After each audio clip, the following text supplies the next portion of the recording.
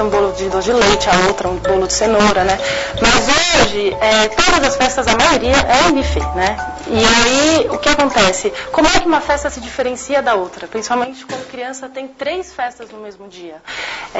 Aí elas vão se diferenciar aquela que tinha mais coisa, a que foi mais cara de ser produzida. Então, a que tinha mais brinquedos eletrônicos, a que tinha um mágico, uma pessoa que faz a chuquinha, a que pinta a unha. É isso que as crianças contam, né? Pela quantidade e aí não tanto mais pelas diferenças.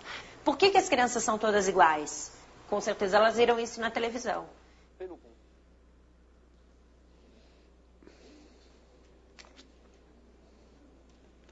Bem, boa noite a todos e a todas. Antes de mais nada, meus agradecimentos ao Café Filosófico pela honra de estar aqui com vocês para tratar de um tema que é o tema de pesquisa minha há muito tempo. Só para vocês se situarem, eu sou pesquisador em psicologia, notadamente em psicologia chamada psicologia moral, ou seja, uma psicologia que se dedica a compreender, na medida do possível, quais são os mecanismos psicológicos subjacentes à ação, ao juízo moral. Portanto, o tema de hoje é basicamente pensarmos a questão da moral, mas não como uma aula de desenvolvimento, mas sim a questão da moral com a contemporaneidade. Então, eu vou começar a minha palestra com um exemplo real de uma ação claramente moral e a sua motivação. Trata-se de uma criança com seus 10, 11 anos de idade, que se tornaria muito famosa, mas vou deixar o suspense, contarei só no final de quem se trata. Mas é uma criança de origem pobre, no começo do século passado, na Argélia, que era uma colônia francesa na época, órfão de pai, o que não era raro, porque houve a Primeira Guerra Mundial e muitos soldados morreram, e muitas crianças ficaram órfãos de pai. Ela foi criada por uma avó analfabeta, por uma mãe pouco alfabetizada e sem nenhuma cultura, e cujo emprego era ser empregada doméstica. Portanto, um quadro razoavelmente conhecido por nós aqui no Brasil, é um menino pobre de periferia. E que estudava, como também existe no Brasil, numa escola pública. Só que vocês devem saber que na época, assim como no Brasil era o caso, a escola era obrigatória apenas até o final do antigo primário. O ginásio, como se dizia na época, não era obrigatório. Mas, pior ainda, poderíamos dizer, não somente não era obrigatório, como para entrar no ginásio havia um exame. E no Brasil chamava esse exame de admissão. Resultado, a maioria das crianças pobres, a grande maioria das crianças pobres, não continuavam os estudos para além da quinta série, da quarta série, do quinto ano atual, além do primário. Seja porque não havia estímulo, seja porque precisava trabalhar, ou seja porque naufragavam no exame de admissão. Mas o nosso pequeno amigo, incentivado, aliás, por um professor que lhe será importante a vida inteira, passa. Só que agora, e essa que é a situação importante para nós aqui, ele é um menino pobre estudando com meninos ricos. Porque no sistema, é um sistema francês no caso, a escola é pública, né? Não penso em escola privada, toda a escola é pública, mas na época apenas os filhos de classe média ou de famílias mais abastadas continuavam os estudos e, como eu acabei de dizer, os pobres, os mais pobres, abandonavam.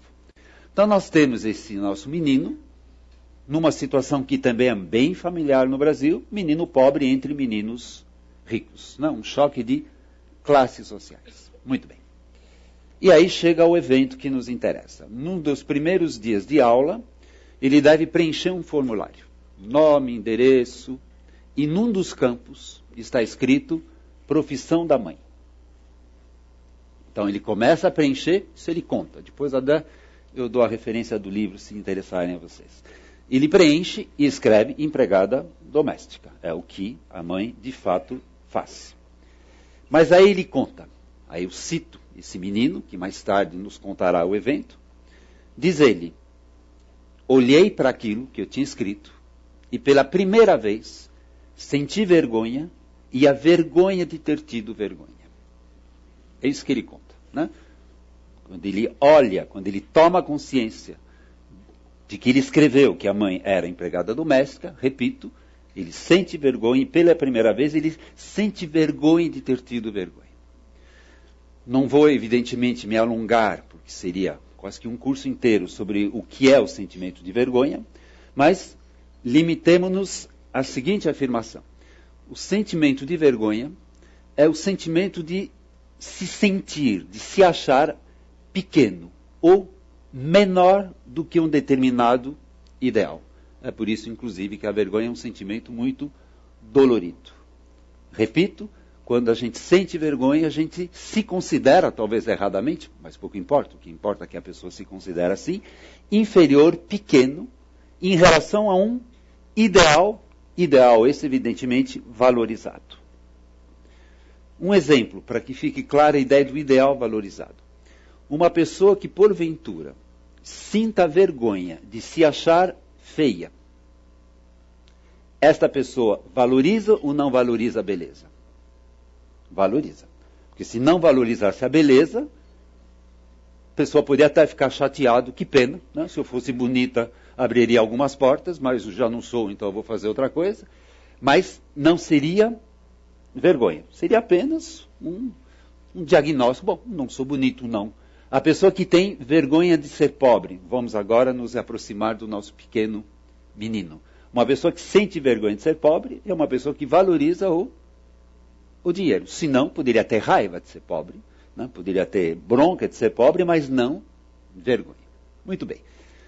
Aliás, poderíamos até dizer, né, que as vergonhas que a gente sente, se a gente as analisar, elas contam muito sobre a gente mesmo, né? Sobre os ideais, às vezes inconfessáveis, que a gente tem e, portanto, aos quais a gente gostaria de se aproximar ou se identificar. Então, voltemos ao nosso pequeno menino, pequeno aluno. Quando ele diz, batendo os olhos e tomando consciência pela primeira vez, é típico da idade dele, de que minha mãe é empregada doméstica, sentiu vergonha. Isso significa, evidentemente, que para ele, e não é nada de se estranhar numa sociedade de classes, uma sociedade capitalista, ser pobre é vergonhoso. Ser inculto é vergonhoso, ser analfabeto, ser pouco representativo da sociedade é vergonhoso. Nada de muito estranho. Talvez fosse o nosso aluno filho de militantes comunistas, ele não teria esta vergonha. Poderia até ter orgulho, né? Eu pertenço ao proletariado, eu pertenço a uma classe social importante para o futuro do planeta, assim por diante. Mas não é o caso do nosso pequeno herói. Ele sente vergonha. Agora imaginemos que a cena acabasse nesse exato momento. Né? Escrevi e senti vergonha. Parasse aqui. Nós teríamos apenas o diagnóstico de que, né, ele tem vergonha da mãe, né, porque a mãe representa uma classe social que não lhe apraz, da qual ele não tem minimamente orgulho. E é bem provável, não certo, mas é bem provável, que ele tivesse a enorme tentação de apagar a empregada doméstica e colocar outra coisa no lugar, prendas domésticas, por exemplo, que seria uma meia mentira, tá certo? Uma meia verdade, para escapar da confissão pública do seu estado social.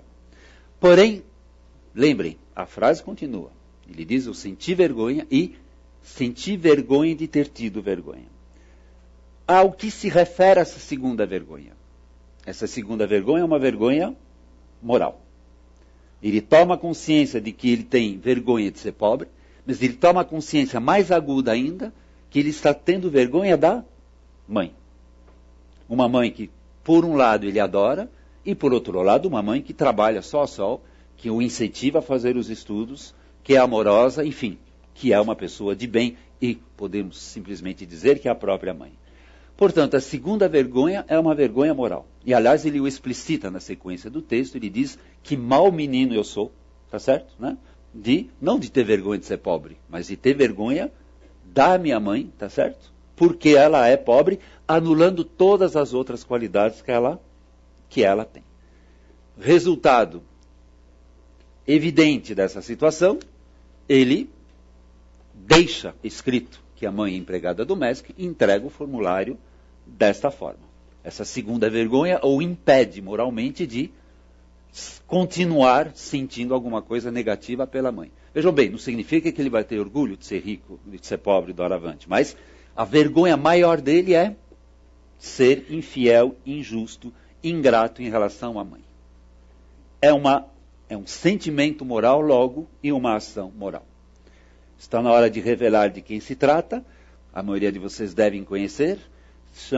Trata-se de um escritor francês, prêmio Nobel de Literatura, que escreveu belíssimas obras, como O Estrangeiro, que virou filme, A Peste, Calígula, uma peça de teatro, A Queda, né? Eu estou falando de Albert Camus, né? Aliás, cuja obra e cuja vida foi um belo exemplo de uma pessoa comprometida com as questões morais, né?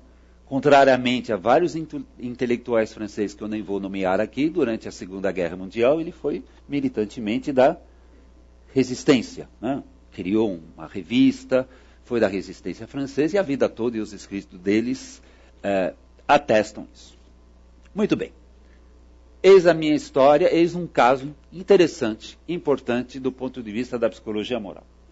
Agora vem uma pergunta, que não tem resposta evidente, mas que é uma pergunta importante de nos colocarmos. Esse pequeno Camus será representativo, não apenas de uma criança, mas de um indivíduo nos dias de hoje? Será que nos dias de hoje muita gente sente vergonha moral ou sente uma vergonha moral mais forte do que outros tipos de vergonha? Voltarei ao vídeo, o pequeno trecho do vídeo que vocês assistiram, porque ela nos dá uma via, né? É provável que as crianças das quais as psicólogas ou as mães falaram têm grande probabilidade, e os pais também, de ter mais vergonha de ter uma festa pobre do que, digamos, de gastar um dinheiro totalmente inútil para fazer uma festa dessa. É uma via de pensamento, é uma via de análise, mas eu não quero segui-la. Eu quero seguir outra via, que nos fará chegar ao que eu estou chamando no título de tédio, ou cultura do tédio. E a via que eu quero seguir depende de uma equação razoavelmente simples. Se na vergonha a pessoa se sente pequena, se ela sofre de ser pequena, é provavelmente, sobretudo na vergonha moral, que ela almeja não apenas ela não ser pequena, como a vida dela não ser pequena, né? Porque a identidade de alguém é intimamente ligada aos próprios projetos de vida desta pessoa. Benjamin Disraelis, né, um pensador, tem uma frase que eu acho bem bonita, curta e significativa. Ele diz: a vida é curta demais para ser pequena, né? A vida é curta demais para ser pequena. Então a pergunta é, e isso que eu queria analisar um pouco com vocês. A vida de hoje, da contemporaneidade, que alguns chamam de hipermodernidade ou de pós-modernidade, neste mundo em que vivemos em geral uma vida pequena ou uma vida grande? Deixo a pergunta no ar, eu vou procurar respondê-la com a ajuda de uma metáfora, de duas metáforas, na verdade, que eu tomo emprestado, mas eu desenvolvo mais, de um autor da pós-modernidade, que certamente muitos de vocês conhecem, que é o Bauman, né? O Bauman é um autor, entre outros, Lipovetsky, Friedrich e outros, que se debruçam na análise dos nossos tempos. E o Bauman trabalha uma metáfora, que é a metáfora do peregrino versus a metáfora do turista. Peregrino versus turistas. E a pergunta é, hoje nós somos mais peregrinos, metaforicamente falando, é claro, ou nós somos mais turistas? Então, antes de pensarmos o nosso mundo, vamos fazer diferenças entre o peregrino e o turista. É claro que a única coisa que os articula, que os tornam semelhantes é a ideia da viagem, né? O turista viaja e o peregrino viaja. Porém, para além dessa semelhança, há essencialmente diferenças entre as duas figuras. Pensemos em alguma delas. A meta da viagem. Qual que é a meta da viagem de um peregrino? A meta de um peregrino relaciona-se com a vida dele. Enquanto que a meta de um turista, em geral, não tem nenhuma relação com a vida do turista. É apenas um pedaço de tempo que ele vai usar nessa sua viagem. Uma espécie de intervalo na vida cotidiana. Portanto, no peregrino, a viagem é motivada por uma busca. Busca de algo que ele acredita estar alhures, mais além de algo que está em outro lugar. E ele escolhe o lugar para onde ele vai viajar em razão dessa busca. Como é que o turista escolhe o lugar onde ele vai viajar? Em geral, pela fama do lugar. Por isso que há capitais como Paris, que são as campeãs de receber turista. Se ele for rico, basta esse critério. Se ele não for tanto, ele vai, evidentemente, eleger outros critérios, o dinheiro disponível, o tempo disponível, mas não há nada de uma busca. Né? Em geral, aliás, a maioria dos turistas vão todos para o mesmo lugar. Portanto, podemos dizer, numa primeira síntese, que no caso do peregrino, a viagem tem um sentido existencial. A viagem tem um sentido existencial, enquanto que para o turista este sentido existencial não costuma estar presente. Primeira diferença. Podemos também sintetizar o que eu acabei de dizer, que para o peregrino a viagem é um ato de fé. Ele acredita que alguma coisa vai acontecer, enquanto que para o turista é um ato de consumo. É um ato de consumo. Não há nenhuma fé, nenhuma dimensão existencial. Podemos também dizer que o peregrino, ao viajar, está à busca de identidade. Está à busca, inclusive, da sua própria identidade, de modificar a sua própria identidade, enquanto que o turista costuma, aliás, quem mora no Brasil sabe muito bem disso, estar à busca da alteridade. Né? O Brasil, por exemplo, lá fora é vendido como exótico. Né? É diferente. Tanto que, inclusive, eu sei de muitos turistas que chegam no Brasil e ficam até um pouco desapontados, porque não é tão exótico quanto eles achavam que era. Né? Muito parecido com o que se vê lá fora. Mas a minha imagem que é vendida é do exotismo. E podemos dizer, talvez um pouco severamente, que na volta, o peregrino traz experiência, aprendizagem.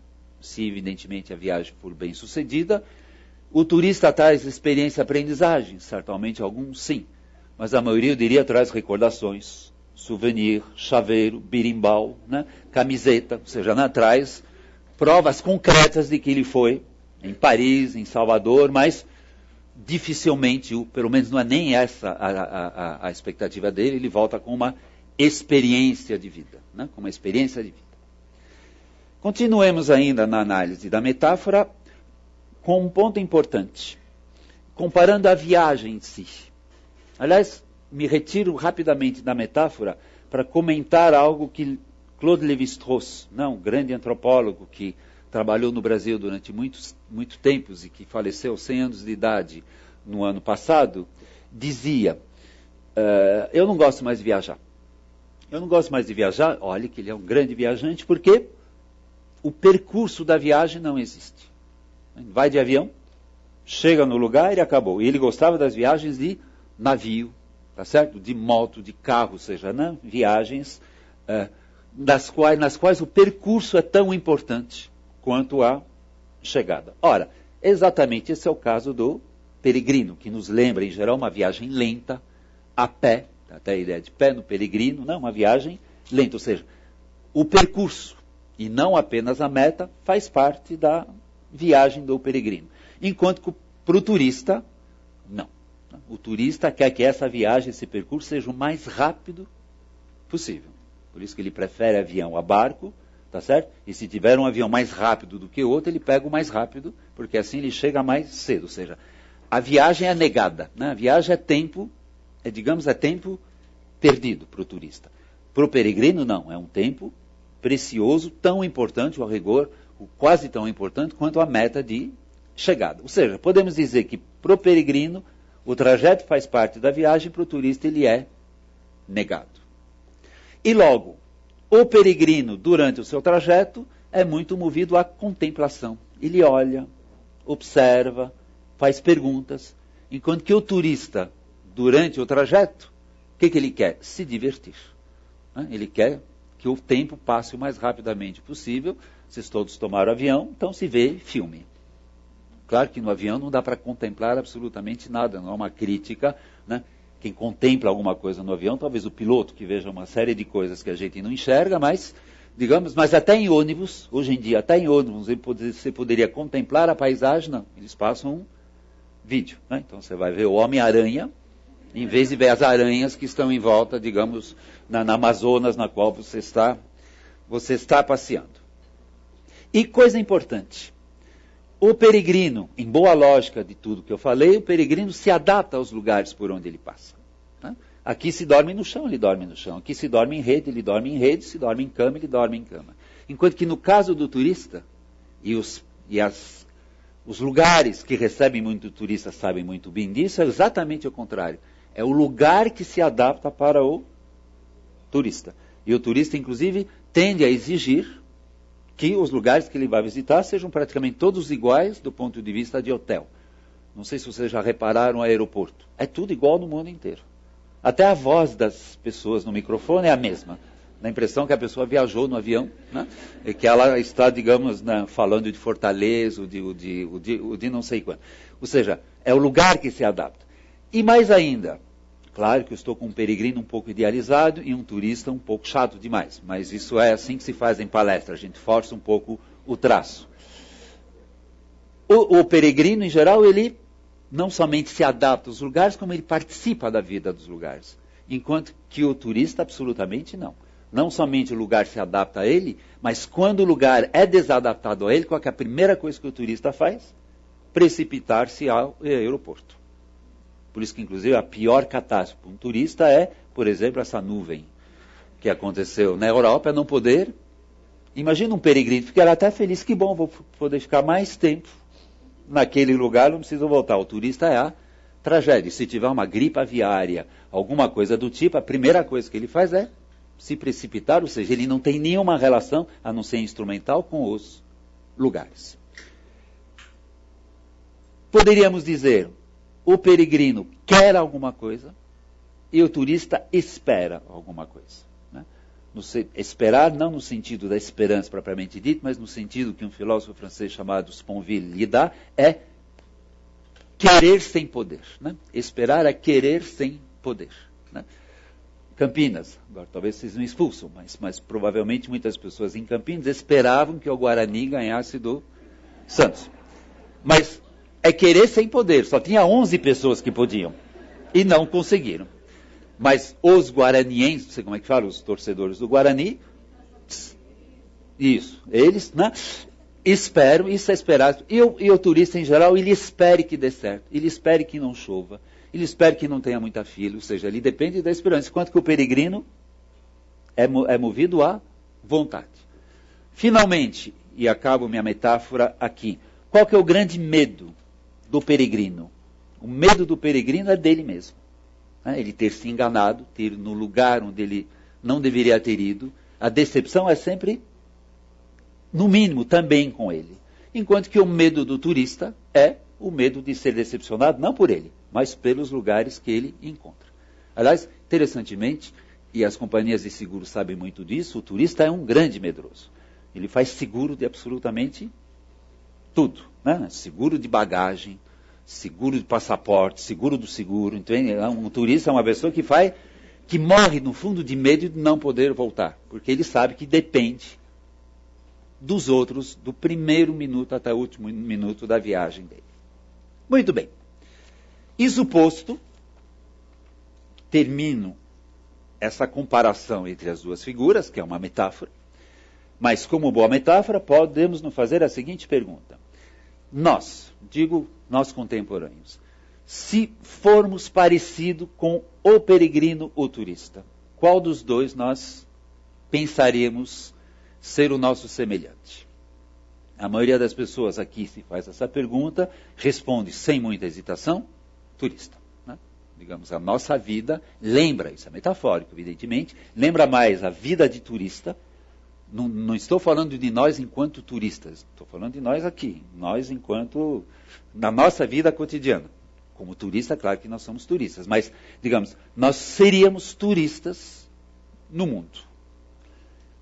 essa é, digamos, a ideia do Bauman, por um lado, e a ideia espontânea que, pelo menos nas conversas que eu tenho tido, representa a maioria das pessoas. Então vamos imaginar que a resposta seja exatamente essa, nós somos essencialmente turistas. A pergunta é por quê?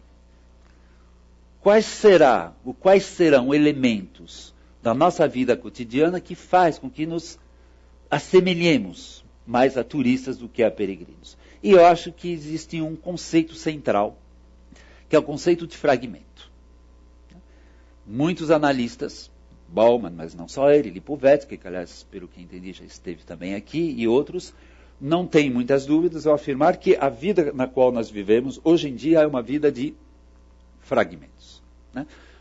Não é um contínuo, não é um todo, mas é um fragmento. Uma espécie de colagem de fragmentos.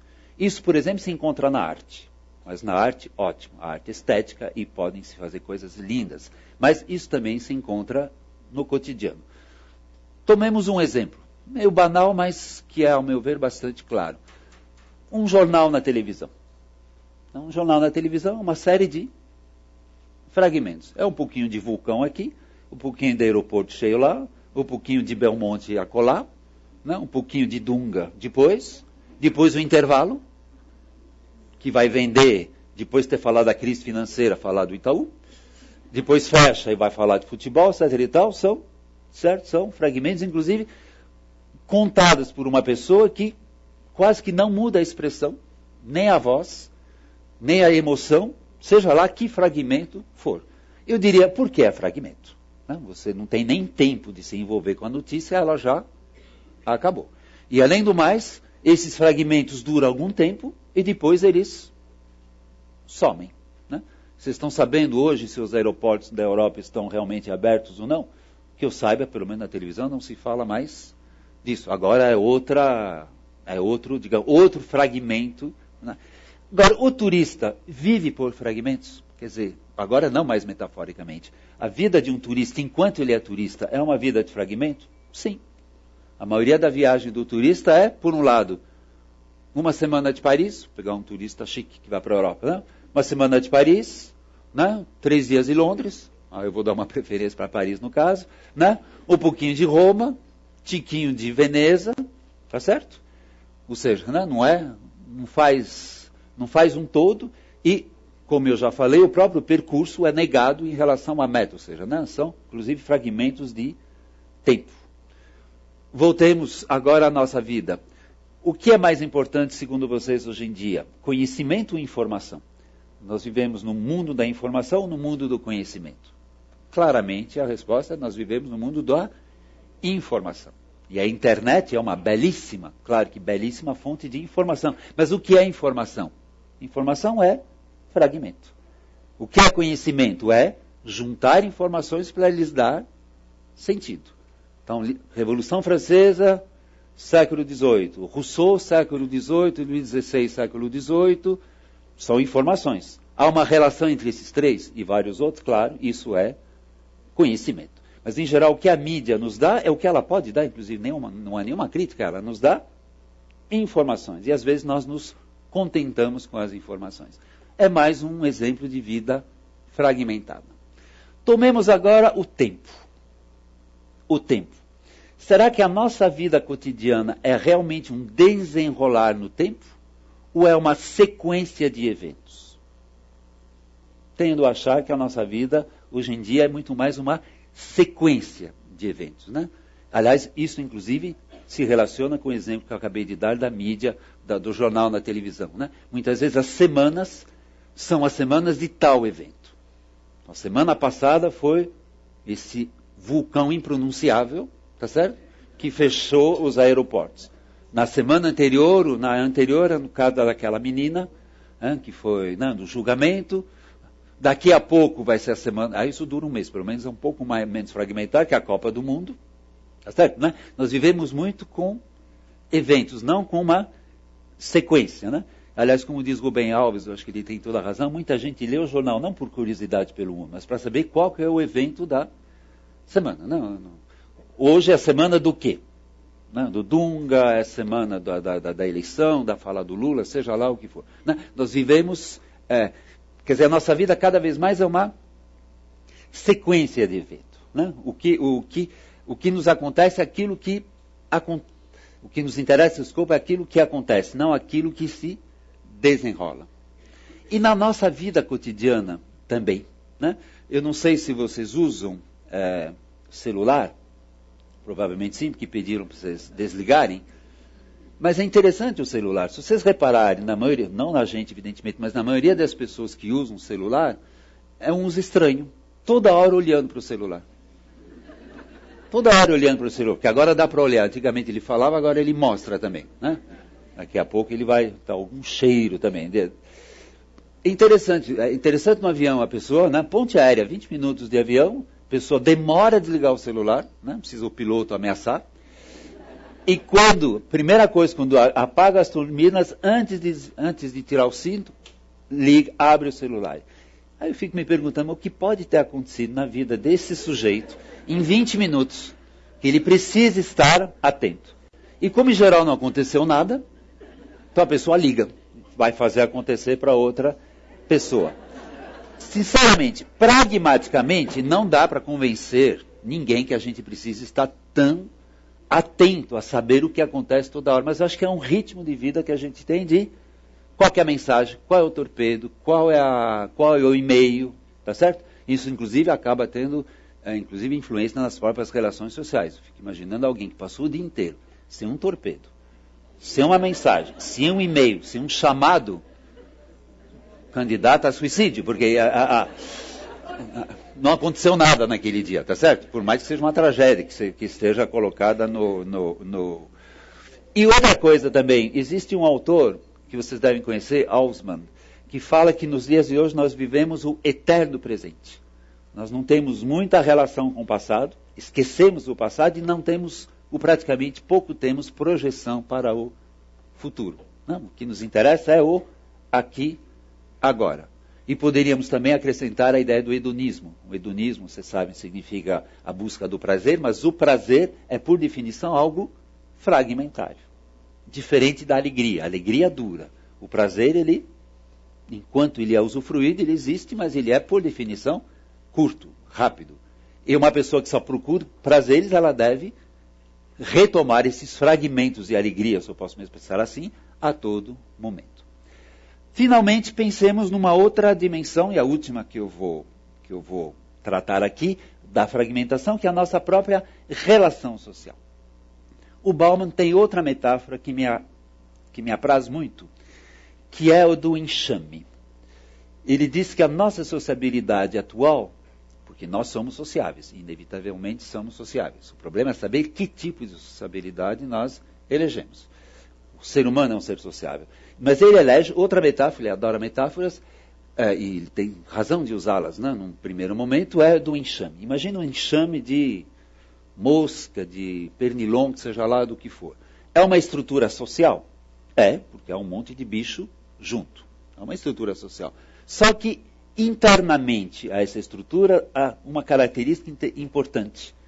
No enxame, o que importa está dentro do enxame. Não importa a abelha que está do lado da gente.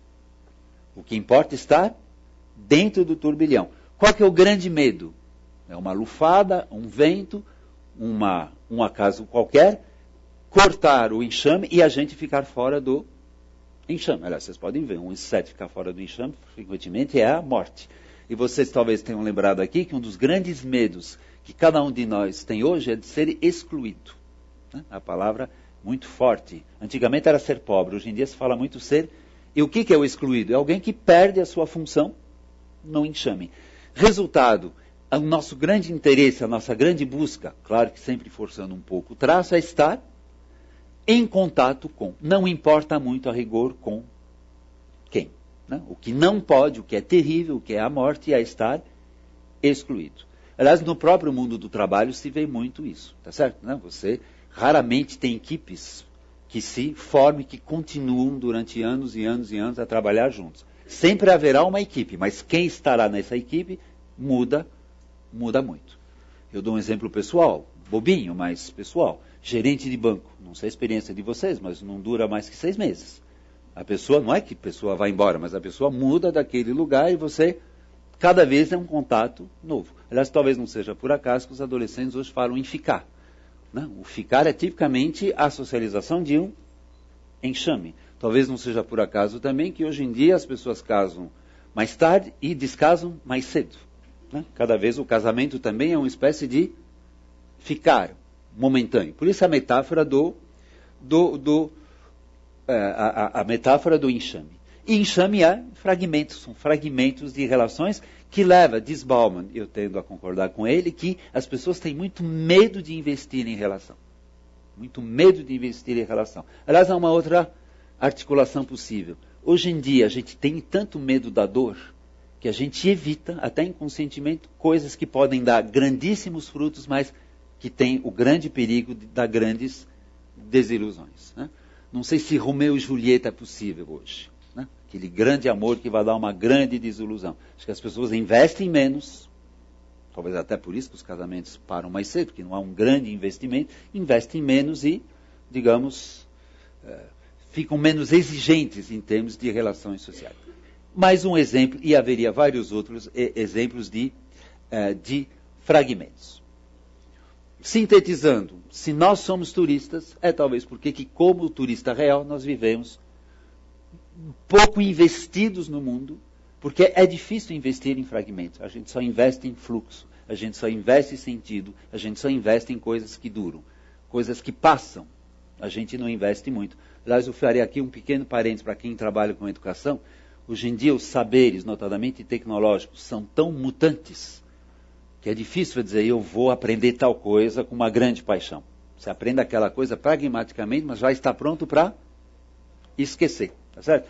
Como diz o Bauman também, hoje esquecer talvez seja até mais importante do que aprender. Né? Porque o que eu sei hoje, amanhã poderá não ter nenhum valor. Muito bem. Encaminho-me para, digamos, o ponto central.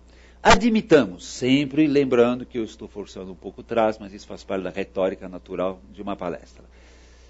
Admitindo que eu tenha razão, e Bauman tinha razão, Lipovetsky tem razão, várias outras pessoas tenham razão. Essa sociedade é boa. Essa sociedade é boa, nós queremos viver assim. Essa sociedade nos dá alegria, essa sociedade é aquela que gostaríamos de ter, ou é aquela que a gente deve aguentar. Eu tenderia, de forma pessimista, mas eu já vou trazer dados que, infelizmente, dão uma certa base ao meu pessimismo, que nós não vivemos bem como turistas, tá certo? Nem o planeta vive bem, nem o mundo em geral vive bem, e nós mesmos não vivemos bem, e é por isso que eu falo que nós sofremos de tédio. Cuidado, não é o tédio básico, que é de ficar na fila do NPS durante 8 horas para ser atendido. Isso é o tédio normal, pelo qual qualquer um de nós passa. Aliás, o turista também, que em geral fica horas. Né? Se vocês repararam, ser turista é fazer fila. Fila para comprar passagem, fila no check-in, fila para entrar no avião, fila para sair do avião, fila no aeroporto para passaporte, fila para bagagem, fila para subir na Torre Eiffel, essa é enorme, tá certo? Se você botar todas as pessoas da mais alta, é fazer muita fila. Mas eu estou me referindo ao tédio, no sentido antigo da palavra tédio, que é, digamos, uma vida vazia. Né? O tédio é não suportar o tempo, porque o tempo não é preenchido como um contínuo, o tempo não faz sentido, ele não flui. Né? E há uma ideia possível que nós hoje sofremos de tédio, desse tédio existencial. E seria por isso, inclusive, que a gente freneticamente busca ocupar incessantemente o tempo. Volta ao meu colega de avião do celular. A meu ver, essa ânsia por estar toda hora abrindo e-mail, vendo o celular, eu acho que é essa necessidade de ocupar o tempo. E uma das pistas, digamos, disso, eu diria, é essa busca da nossa sociedade, quase que insana, eu diria, por divertimento. Né? Nós somos, hoje em dia, essencialmente animais lúdicos. Né? Nós buscamos divertimento o tempo todo. Divertir é bom, passar o tempo é bom, ninguém nega isso, mas essa busca por divertimento o tempo todo pode ser suspeita, pode ser uma questão de tédio, eu preciso ocupar o tempo, tanto que hoje em dia nós não vivemos no ócio. Não? O que é o ócio? O ócio é não fazer nada feliz da vida. Dorival Caymmi é um bom exemplo de uma pessoa que valorizava o ócio. Não vejo Dorival Caymmi, Deus tem a sua alma, vendo o celular o tempo todo. Vocês imaginam? Ele na rede o tempo todo assim? Não faz sentido. Ele quer pensar numa música, pensar na música que ele fez, ou seja, né? Não fazer nada significa não se ocupar com nada, mas evidentemente a mente continua fluindo. Hoje em dia a maioria das pessoas se divertem, o que é diferente de ócio. E não sei se vocês sabem, a indústria que mais fatura no mundo é a indústria do divertimento. Né? Porque os salários de artistas, jogadores de futebol é tão absurdamente alto. É porque eles geram fortunas, tá certo? Que as pessoas vão assisti-los por divertimento. Né? Pouca gente vai assistir um jogo de futebol para aprender a jogar. Vai assistir para se divertir. É bom. O problema é que isso se repete muito. Então, essa busca por divertimento, que às vezes inclusive entra na escola, quando os alunos exigem que uma aula seja alta astral, divertida, né? Que até penetre em áreas que deveriam ser mais áridas, é uma pista. Outra pista, agora, duas pistas que são mais do que pistas, são, eu diria, se aproximam de provas já. Uma é a depressão. Né? Você sabe que toda época tem um problema mental mais acentuado do que outros. Hoje em dia, embora, ao meu ver, digamos, exagerado um pouco pelos médicos, talvez, mas hoje o problema, a dor, o desconforto mental é a depressão. Olha, depressão, aliás, é um dos sentidos, é um dos sinônimos de tédio. O que é a depressão? Depressão é a vida não faz sentido. Claro, às vezes vem uma depressão que é causada por um evento específico, mas em geral ela passa. Mas a depressão em geral é um sinal de vazio. E você sabe o número de pessoas que às vezes, erradamente, aliás, porque aconselhadas muito afoitamente pelos médicos, mas tomam antidepressivos. Né? E às vezes a depressão justamente é não aguentar tristeza, tá certo? Todo mundo pode ficar triste, mas hoje não, ninguém aguenta tristeza, uma pílula anti-tristeza, que em geral frequentemente te passa a tristeza, mas você precisa mais uma, e evidentemente não resolve a questão. Mas ninguém explicaria porque tanta gente está, ou acha que está em depressão, se não fosse um certo vazio. Mas eu acabo com um último dado, que esse é o mais sério de todos, que é o dado do suicídio. Não sei se vocês sabem, mas desde a década de 80, nós estamos, no ponto de vista planetário, num pico de suicídio. Pelas estatísticas. Tá certo? Um dado da Organização Mundial da Saúde. Pensem em três formas de morte, as três formas de morte violenta e intencional. Portanto, teremos acidentes. Uma é crime, outra é guerra e outra é suicídio. É intencional e é morte violenta, evidentemente. Das três, crime, guerra e suicídio, o que mata mais no mundo? Suicídio. E é preciso somar guerra e crime para empatar com suicídio. Ou seja, cada pessoa morta pelo crime organizado, 2 se suicidam, cada pessoa morta na guerra, em que país for, no Iraque, por exemplo, 2 pessoas se suicidam. Claro que isso é uma estatística global. Depende dos lugares. Então, em alguns lugares, notadamente em países pobres, ganha o crime. No Iraque, evidentemente, vai ganhar a guerra. Porém, nos países que, em geral, têm menos pobreza e não tem guerra, porque eles fazem guerra fora das suas fronteiras, ganha o suicídio. E mais um dado, que nós adultos devemos, sem dúvida nenhuma, levar em conta. O candidato clássico, se eu posso me expressar assim, ao suicídio é o homem velho. Não a mulher, mas o homem velho. Dá até para entender, o homem velho, sobretudo na nossa sociedade, já fez tudo o que tinha que fazer, criou os filhos, está aposentado, muitas vezes a vida passa a não ter graça, digamos, né? Passa a ser uma sucessão de dias, de fragmentos, portanto, que não se encadeiam. Dá para entender. Mulher menos, porque a mulher tem uma vida no lar, tem uma vida na casa, tá certo? Que a cultura lhe reserva, que pode ajudá-la, digamos, ainda a permanecer com algum sentido para a vida. Só que hoje existe um novo ser que faz essa trágica caminhada junto com o mais velho, e esse novo ser é o jovem. Tá? Então, se o velho se suicida porque a vida deixou de fazer sentido, se o jovem se suicida porque a vida ainda não fez sentido. Então, esse dado, claro, não é um dado enorme, mas ainda o suicídio é raro, felizmente, sempre será, provavelmente. Mas o fato de o jovem estar mais suscetível ao suicídio do que antes é um dado que eu acho que nós não podemos, enquanto adultos, negar, né? Enquanto negar. Isso posto, acabo minha fala, né? Acho que eu estou bem no horário, fazendo a seguinte pergunta: se o que eu disse aqui até agora fizer algum sentido, a probabilidade de termos pequenos Camus, esse Camus que tinha vergonha de ter tido vergonha, é grande. Claro que sempre existirão, mas nós estamos preparando esses pequenos Camus ou não? Lembrem o vídeo, aquele vídeo que vocês viram antes da minha fala, né, da festa, né, do consumo. No fundo, é um vídeo que vai na direção de uma resposta negativa, né? Nós estamos frequentemente muito mais preparando os nossos filhos para ter vergonha de não ter a roupa X, o celular Y e a festa Y do que, aliás, muitas propagandas funcionam assim.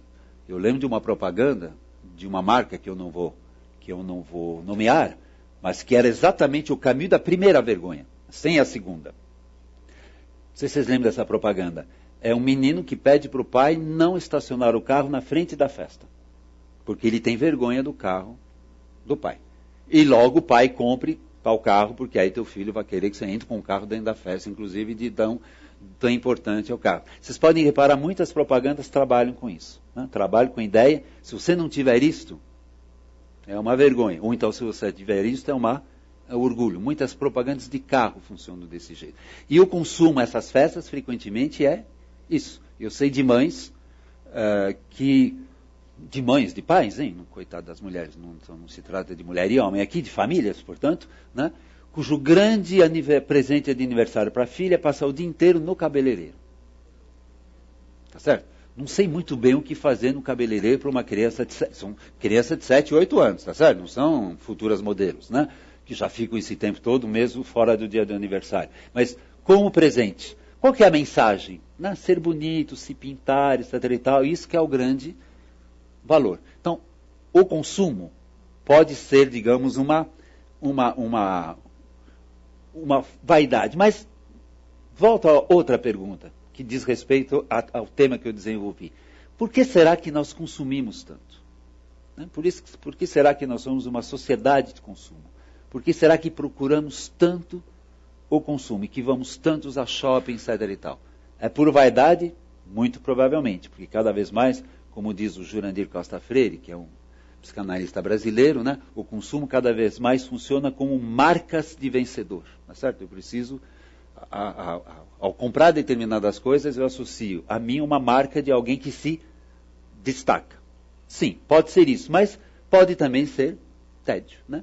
Pode ser que nós sejamos consumistas por falta de assunto, né? Nós sejamos consumistas para passar o tempo, sejamos consumistas porque a gente não consegue ver nada para além do concreto. E a boa prova de que o consumo não é algo que dá prazer talvez, mas um prazer momentâneo, que é algo que não dá alegria, é simples, que a gente precisa sempre consumir de novo, né? Quando a gente precisa repetir aquilo, que aquilo não sacia, né? Que aquilo realmente não sacia. E você sabe, muita gente vai para o shopping, o que você vai comprar? Não sei. Mas alguma coisa eu acho lá. Quer dizer, eu vou comprar, não me pergunta o que, isso já é pós-graduação, eu vou comprar, tá certo? Porque, o que eu vou fazer em casa? Não tenho nada para fazer em casa, entendeu? Então, eu queria, digamos, submeter a vocês essa possível tese de que nós vivemos numa sociedade do tédio e que talvez pequenos Camus, né, um pequeno que tinha vergonha e vergonha de ter tido vergonha, sejam mais raros, adultos dessa forma também sejam mais raros, que por um lado nós valorizamos muito outras vergonhas, outros ideais de ser, e por outro lado, porque numa vida com tédio, eu diria, moral é luxo, para não dizer até extravagância. Aliás, eu acabaria a minha palestra fazendo uma pergunta que me lembra esse lugar, porque junto com Marcelo Cortella, não num contexto de café filosófico, mas lançamos um diálogo que virou livro, e ele dizia o seguinte, lá no interior, lá na década de 50, uma coisa assim, quando uma pessoa andava sozinho à noite na rua. Então, imagina uma pessoa andando sozinha à noite na rua, sem luar, se vocês quiserem mais tétrico. Eu via passos, a reação dessa pessoa era, que bom, vem alguém. Porque o medo essencial era medo de defunto, medo de assombração. Diz ele, pergunto a vocês, vocês estão andando na rua, vocês ouvem passos, vocês pensam, que bom, vem alguém, o ai, ai, ai, vem alguém. Provavelmente, ai, ai, ai, vem alguém, e vocês prefeririam que fosse um defunto, inclusive, né? Tomara que seja defunto, tomara que seja assombração, que é muito menos perigoso do que uma pessoa de carne e osso. Se vocês raciocinam assim, e provavelmente sim, a maioria de nós assim, aqui existe implícito o seguinte diagnóstico. A probabilidade do meu semelhante, do meu conterrâneo e contemporâneo não tem senso moral é grande. Porque uma pessoa com senso moral não vai me agredir, não vai me violentar, não vai me roubar, não vai fazer absolutamente nada comigo. Mas se nós temos medo, se nós temos uma sociedade do medo, entre vários medos inclusive, é que nós fazemos o diagnóstico talvez errado, que há pouco pequenos caminhos entre nós que teriam vergonha de nos causar alguma pena e que teria até orgulho de nos ajudar em alguma coisa. Então, se o nosso diagnóstico da falta de senso moral de outrem é razoável, talvez isso se explique não por uma falta apenas de educação moral, uma falta de estratégias pedagógicas, mas seria o próprio fruto da sociedade que nós estamos gerando, porque não somos nós os responsáveis pela sociedade atual e que nós estamos entregando aos nossos filhos. Era isso que eu tinha a conversar no primeiro momento com você. Agora eu espero o nosso debate. Obrigado.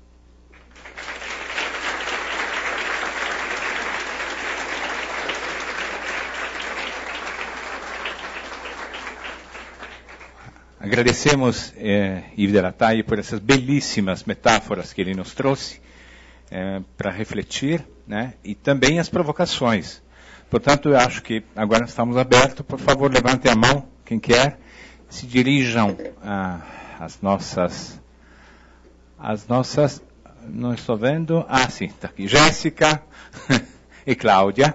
Levantem a mão, vocês serão atendidos. Procurem serem objetivos, de maneira tal que a maioria das pessoas possam fazer perguntas. Obrigado.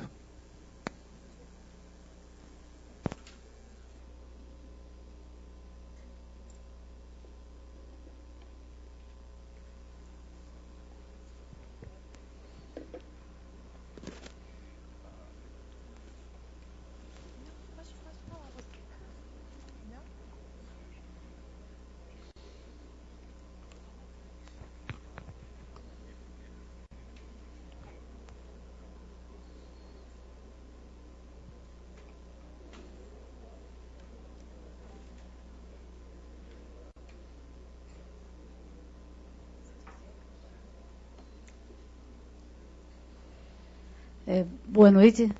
Meu nome é Maria de Lourdes e eu gostaria de... É uma observação que eu gostaria de que, se pudesse, né, o senhor pudesse interpretar, é o seguinte. Eu tenho observado, eu sou coordenadora de uma escola, e eu resolvi que eu quero ler todos os materiais que os alunos produzem. E lendo as redações que os alunos produzem hoje em dia, apesar de eu não ser da área de letras e de interpretações de estilos e nada, eu observo o seguinte, o senhor falou da indústria do entretenimento, da diversão, e eu percebo que qualquer tema que é levado para o aluno, apesar de na vida social ele procurar tanto a diversão, todo tema que é levado para ele jamais usa o humor na redação. Ele sempre parece ver a redação como uma coisa que tem que ser ou muito séria, e ele transforma até temas que poderiam usar do humor que não aparecem nas redações. São redações pesadas, são redações que eu fico assim até com pena de um indivíduo tão jovem, com tanta saúde, falar coisas tão tristes, né? Ele parece levar sempre os temas para coisas tristes, muita seriedade, e o humor não aparece. É só uma observação. Não, obrigado, Maria Lourdes, pela tua observação, que eu acho muito relevante. Eu faria 2 comentários. Primeiro, eu diria, pela tua experiência, que as redações são pesadas, isso seria não uma prova, seria exagerado dizer, mas um indício de que algo, né, precisa ser elaborado e não está sendo elaborado. Porque, veja bem, se é muito valorizado na sociedade de hoje o alto astral, né, se a gente foge das pessoas focentas, né, vai para as pessoas de alto astral, muitas vezes é um alto astral de fachada simplesmente, não é uma real alegria. Então, e veja bem, isso traz sofrimento para qualquer pessoa e para o jovem também. Às vezes ele pode aproveitar determinadas formas para expressar, e esperando que o adulto veja, né? Esperando que o adulto veja. E às vezes o adulto não vê, porque não aguenta, inclusive, o peso, né? A gente não aguenta o peso do outro hoje em dia, né? Por isso que a gente até, é o tal do enxame, né? Alguém muito pesado, ele ameaça o enxame como um todo. Agora eu faria um outro comentário, que é o humor. Veja bem, o humor se relaciona com alegria, se relaciona com divertimento, mas existe uma função do humor, e talvez seja uma explicação para o teu diagnóstico, que é a crítica. E Lipovetsky, que é um autor a quem eu me referi durante a minha fala, diz uma coisa que me parece, no mínimo, digna de reflexão. É que o humor hoje em dia se tornou lúdico. Entendeu? Perdeu a sua função crítica. Hoje em dia você ri de tudo e de todos. Tá certo? Então pensa, por exemplo, Molière, né? Molière, aquele autor francês do século XVII, né? Que diz, inclusive, né? Eu quero criticar os homens fazendo-os rir. Ele tinha essa meta. Então ele vai escrever uma série de peças onde ele vai colocar como ridículo um religioso hipócrita, um hipócrita, no caso não é um religioso que importa, um burguês fidalgo, enfim, um novo rico, que seria o nosso novo rico, e tal. Então, o humor como função crítica. No Brasil podemos dar o exemplo do Pasquim, entendeu? Né? E hoje em dia, segundo ele, e talvez ele tenha razão, o humor perdeu a função crítica. Então você poderia até estar, eu concordo totalmente, por que não usar o humor como forma de pensar? Mas não, acho que porque o humor talvez tenha sido tracado pelo lúdico. Não, o humorista é alguém que não tem nada a dizer de muito importante. Ele vai tirar sarro de qualquer coisa, do presidente, mas não se trata realmente de crítica. Então, na hora que eu vou criticar, só fica o pesado. Mas é uma pena, porque o humor é uma forma extremamente bonita, eficaz, inteligente de fazer críticas. Mas se ele fica, digamos, represado apenas nas pessoas que nos fazem rir porque a gente quer rir, ele perde totalmente a sua função crítica. Não sei se os Lipovetsky têm razão, mas a gente pode até pensar, né? Quantos humores críticos a gente encontra, né? Frequentemente é um humor de... Você tira sarro de todo e qualquer um. Não tem meta, né? Bem feito, mas não talvez seja aí um humor... Agora, eu acabaria dizendo, mas vamos falar com esses jovens. Né? Vamos falar, você pode usar o humor para fazer um excelente texto crítico, não precisa ser pesado. A crítica, inclusive, às vezes é até mais eficaz com humor do que com fossa. Eu responderia isso.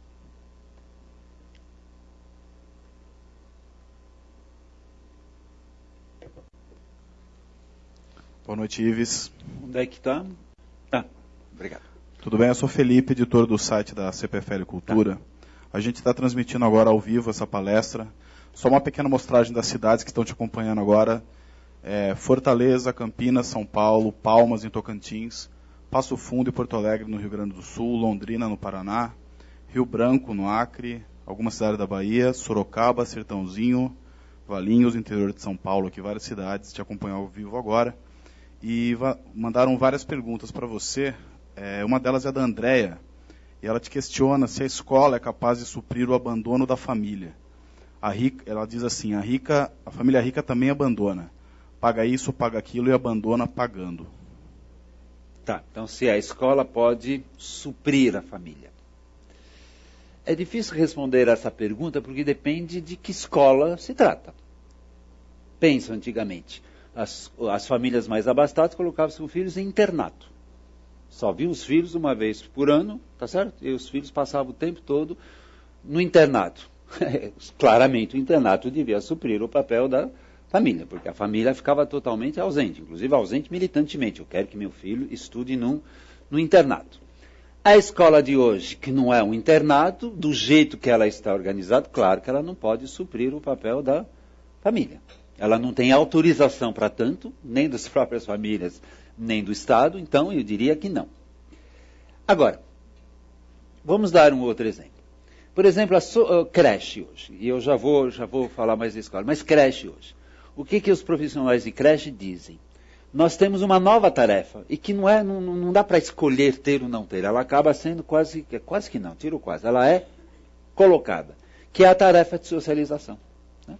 Antigamente a socialização das crianças se dava essencialmente dentro da família, mas entendemos família, aquele clã enorme de pessoas, tio, tia, etc. e tal, com muitos filhos. Né? Vocês devem conhecer muitas famílias que tinham 12, 8, 9 filhos, sem nem ser uma aberração, muito pelo contrário, e a rua. Tá certo? E a rua. Hoje em dia, na maioria das famílias, sobretudo já de uma certa classe média, família diminuta, tá certo? Pequenininha, por um lado, e por outro lado, a rua não existe mais. Resultado, a socialização se dá onde? Na creche. A creche tem que necessariamente lidar com isso. Então, o que eu quero responder no primeiro momento para André é que determinadas coisas as escolas acabam sendo obrigadas a fazer porque o lugar dela na sociedade mudou. Agora, se a pergunta for, a escola de hoje pode suprir o que a família faz? Claro que deveríamos pensar partes por partes, mas a resposta global é não. Ou então teria que voltar a ser um internato. Você quer que eu dê limites para a tua criança? Quer que eu faça tudo para o teu filho? Então vai embora e me deixe ele durante 10 meses, que aí eu faço. Agora, se você quiser que das 8 ao meio-dia eu consiga fazer tudo isso, que você desfaz inclusive à tarde, eu não posso fazer, né? Eu não posso fazer por você. Duas outras coisinhas. Interessante a família, pode-se pensar sobre a família de muitas maneiras, mas existe uma característica da família de hoje, que ela é extremamente forte e extremamente fraca ao mesmo tempo. O que eu quero dizer com isso? Antigamente a família era vista como uma instituição. E o que é uma instituição? Instituição no sentido de reconhecida como instituição. Era uma instituição social que, inclusive, servia à sociedade. Então, tinha o papel do pai, tinha o papel da mãe, e muitos pais e muitas mães se viam como agentes reprodutores, vamos usar a palavra, da ordem social. Notadamente da ordem hierárquica. Lembra da antiga expressão? Você vai ver quando o teu pai chegar. Né? Porque o pai era considerado superior tribunal, tá certo? Né? Que para determinadas coisas cabia a ele outras coisas. A família de hoje não é mais isso. A família de hoje não é essencialmente uma instituição, mas é sobretudo uma célula afetiva. E isso complica muitas vezes o trabalho dos pais. Né? A família cada vez mais é uma célula que se mantém não por papéis institucionais pré-programados, digamos assim, mas por relações afetivas. Todas as pesquisas que eu fiz, e muitas outras também, acabam mostrando que para os jovens, o grande lugar de confiança e tudo são os pais. Tá? Em última instância são os pais. Né? É uma célula privada. Mas por quê? Porque os pais são dignos, enquanto pais não. Porque é o meu pai, porque é a minha mãe. Agora, a pergunta é, será que dá? Não sei responder essa pergunta. Sei pessoas que já responderam a ela. Uma célula essencialmente afetiva, de relações essencialmente, quando digo afetiva, é amor, é ódio, é todos os afetos, não precisa ser pensado apenas no positivo. É fácil educar nesse contexto? É fácil dar limites nesse contexto? Já bem, eu dou limite para o meu filho, caricatura um pouco, né? Caricatura um pouco. Eu dou limite para o meu filho porque eu sou, antes do que um amoroso do meu filho, eu sou um pai. Eu tenho um papel, então dou limite, castigo o meu filho porque eu sou um pai. Gosto do meu filho, mas eu me penso enquanto pai. Eu acho que hoje muitos adultos se pensam essencialmente enquanto relações afetivas com seus filhos e talvez fique mais difícil educar. Muitos pais não dão castigo até generosamente porque tem medo de machucar o filho, tem medo que a relação estremeça. Volta ao meu enxame, eu acho que é o meu enxame, o enxame do Bauman, mas que é meu também. Eu acho que muitos adultos hoje são fragilizados afetivamente e não aguentam um cara feio em casa. E criança a quem você coloca limite faz cara feia. Tá certo? Porque o limite é antinatural, de uma certa forma. Né? Como dizia Freud, aliás, né? Onde há proibição, há desejo. Onde há proibição, há desejo. Não ocorreria ninguém proibir as pessoas de pularem do 10º andar, porque poucas pessoas desejam fazê-lo. Agora, não cobiçar a mulher do próximo, foi preciso até que Deus colocasse um dos 10 mandamentos, nem até ele sabia, né? Então, aliás, um bom tratado de personalidade são os 10 mandamentos. Tudo que o homem gosta de fazer está lá com um não na frente, né? Com um não na frente. Tirando um ou outro, evidentemente. Mas o que eu quero dizer com isso é que a relação afetiva pode ser um complicador de qualquer coisa, e notadamente da educação. Durkheim dizia, família, não o sociólogo Durkheim, família educa bem moralmente falando? Sim, mas pouco. A escola tem que fazer alguma coisa, porque a transição do espaço privado para a escola, para o espaço público, se dá na escola. Kant dizia, família é péssima para educar, entendeu? Né? E o Alain, eu estou indo no crescendo, mas no Alain já acabou, o crescendo é o cúmulo. Ele dizia, não, o amor tiraniza, tá certo? Né?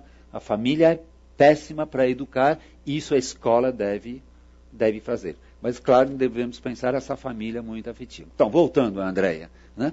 Eu diria, não, a escola não pode cobrir as deficiências da família, porém, às vezes, inevitavelmente vai ter que enfrentá-la, porque também não adianta a escola dizer isso é problema da família. A rigor, a escola fica com a criança durante várias horas, e se a família não faz, ele vai ter que fazer.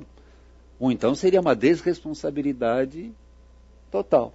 Então, tua família não te faz tomar remédio? Problema teu? Não, a escola tem que compensar. Só que muitas vezes ela não está pronta para isso. Ela não está pronta para isso. E no caso do ensino privado, menos pronta ainda, porque a família é cliente.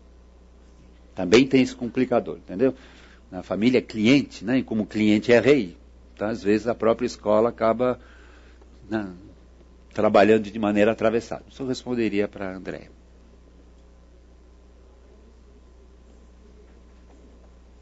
Precisa microfone, né? Ah, tá aqui. Você que tá. Já achou a pessoa. Boa noite. Pois não. Meu nome é Carlos e eu queria fazer um depoimento após ter ouvido a tua palestra. Muito interessante, por sinal. É que eu sou aposentado. Eu trabalhei como engenheiro, me aposentei e depois de aposentado eu fui fazer um trabalho tipo tempo parcial. Talvez até um pouco por pressão social, então, que eu estava aceitando. Bom, de repente, por umas circunstâncias determinadas, que não cabe aqui dizer, eu resolvi fazer uma peregrinação, que isso durou 1 mês, e foi realmente caminhar. E uma das conclusões, para não dizer outras, eu decidi não mais trabalhar, porque eu concluído que eu nem estava trabalhando e nem estava aposentado. Então eu teria que decidir. Muito bem. O que acontece é que é difícil para grande parte das pessoas entender que você pode ter uma série de afazeres que não precisam ser feitos em sequência uns aos outros, como no trabalho, e mesmo assim você está não só ocupado, mas deliberadamente curtindo os momentos.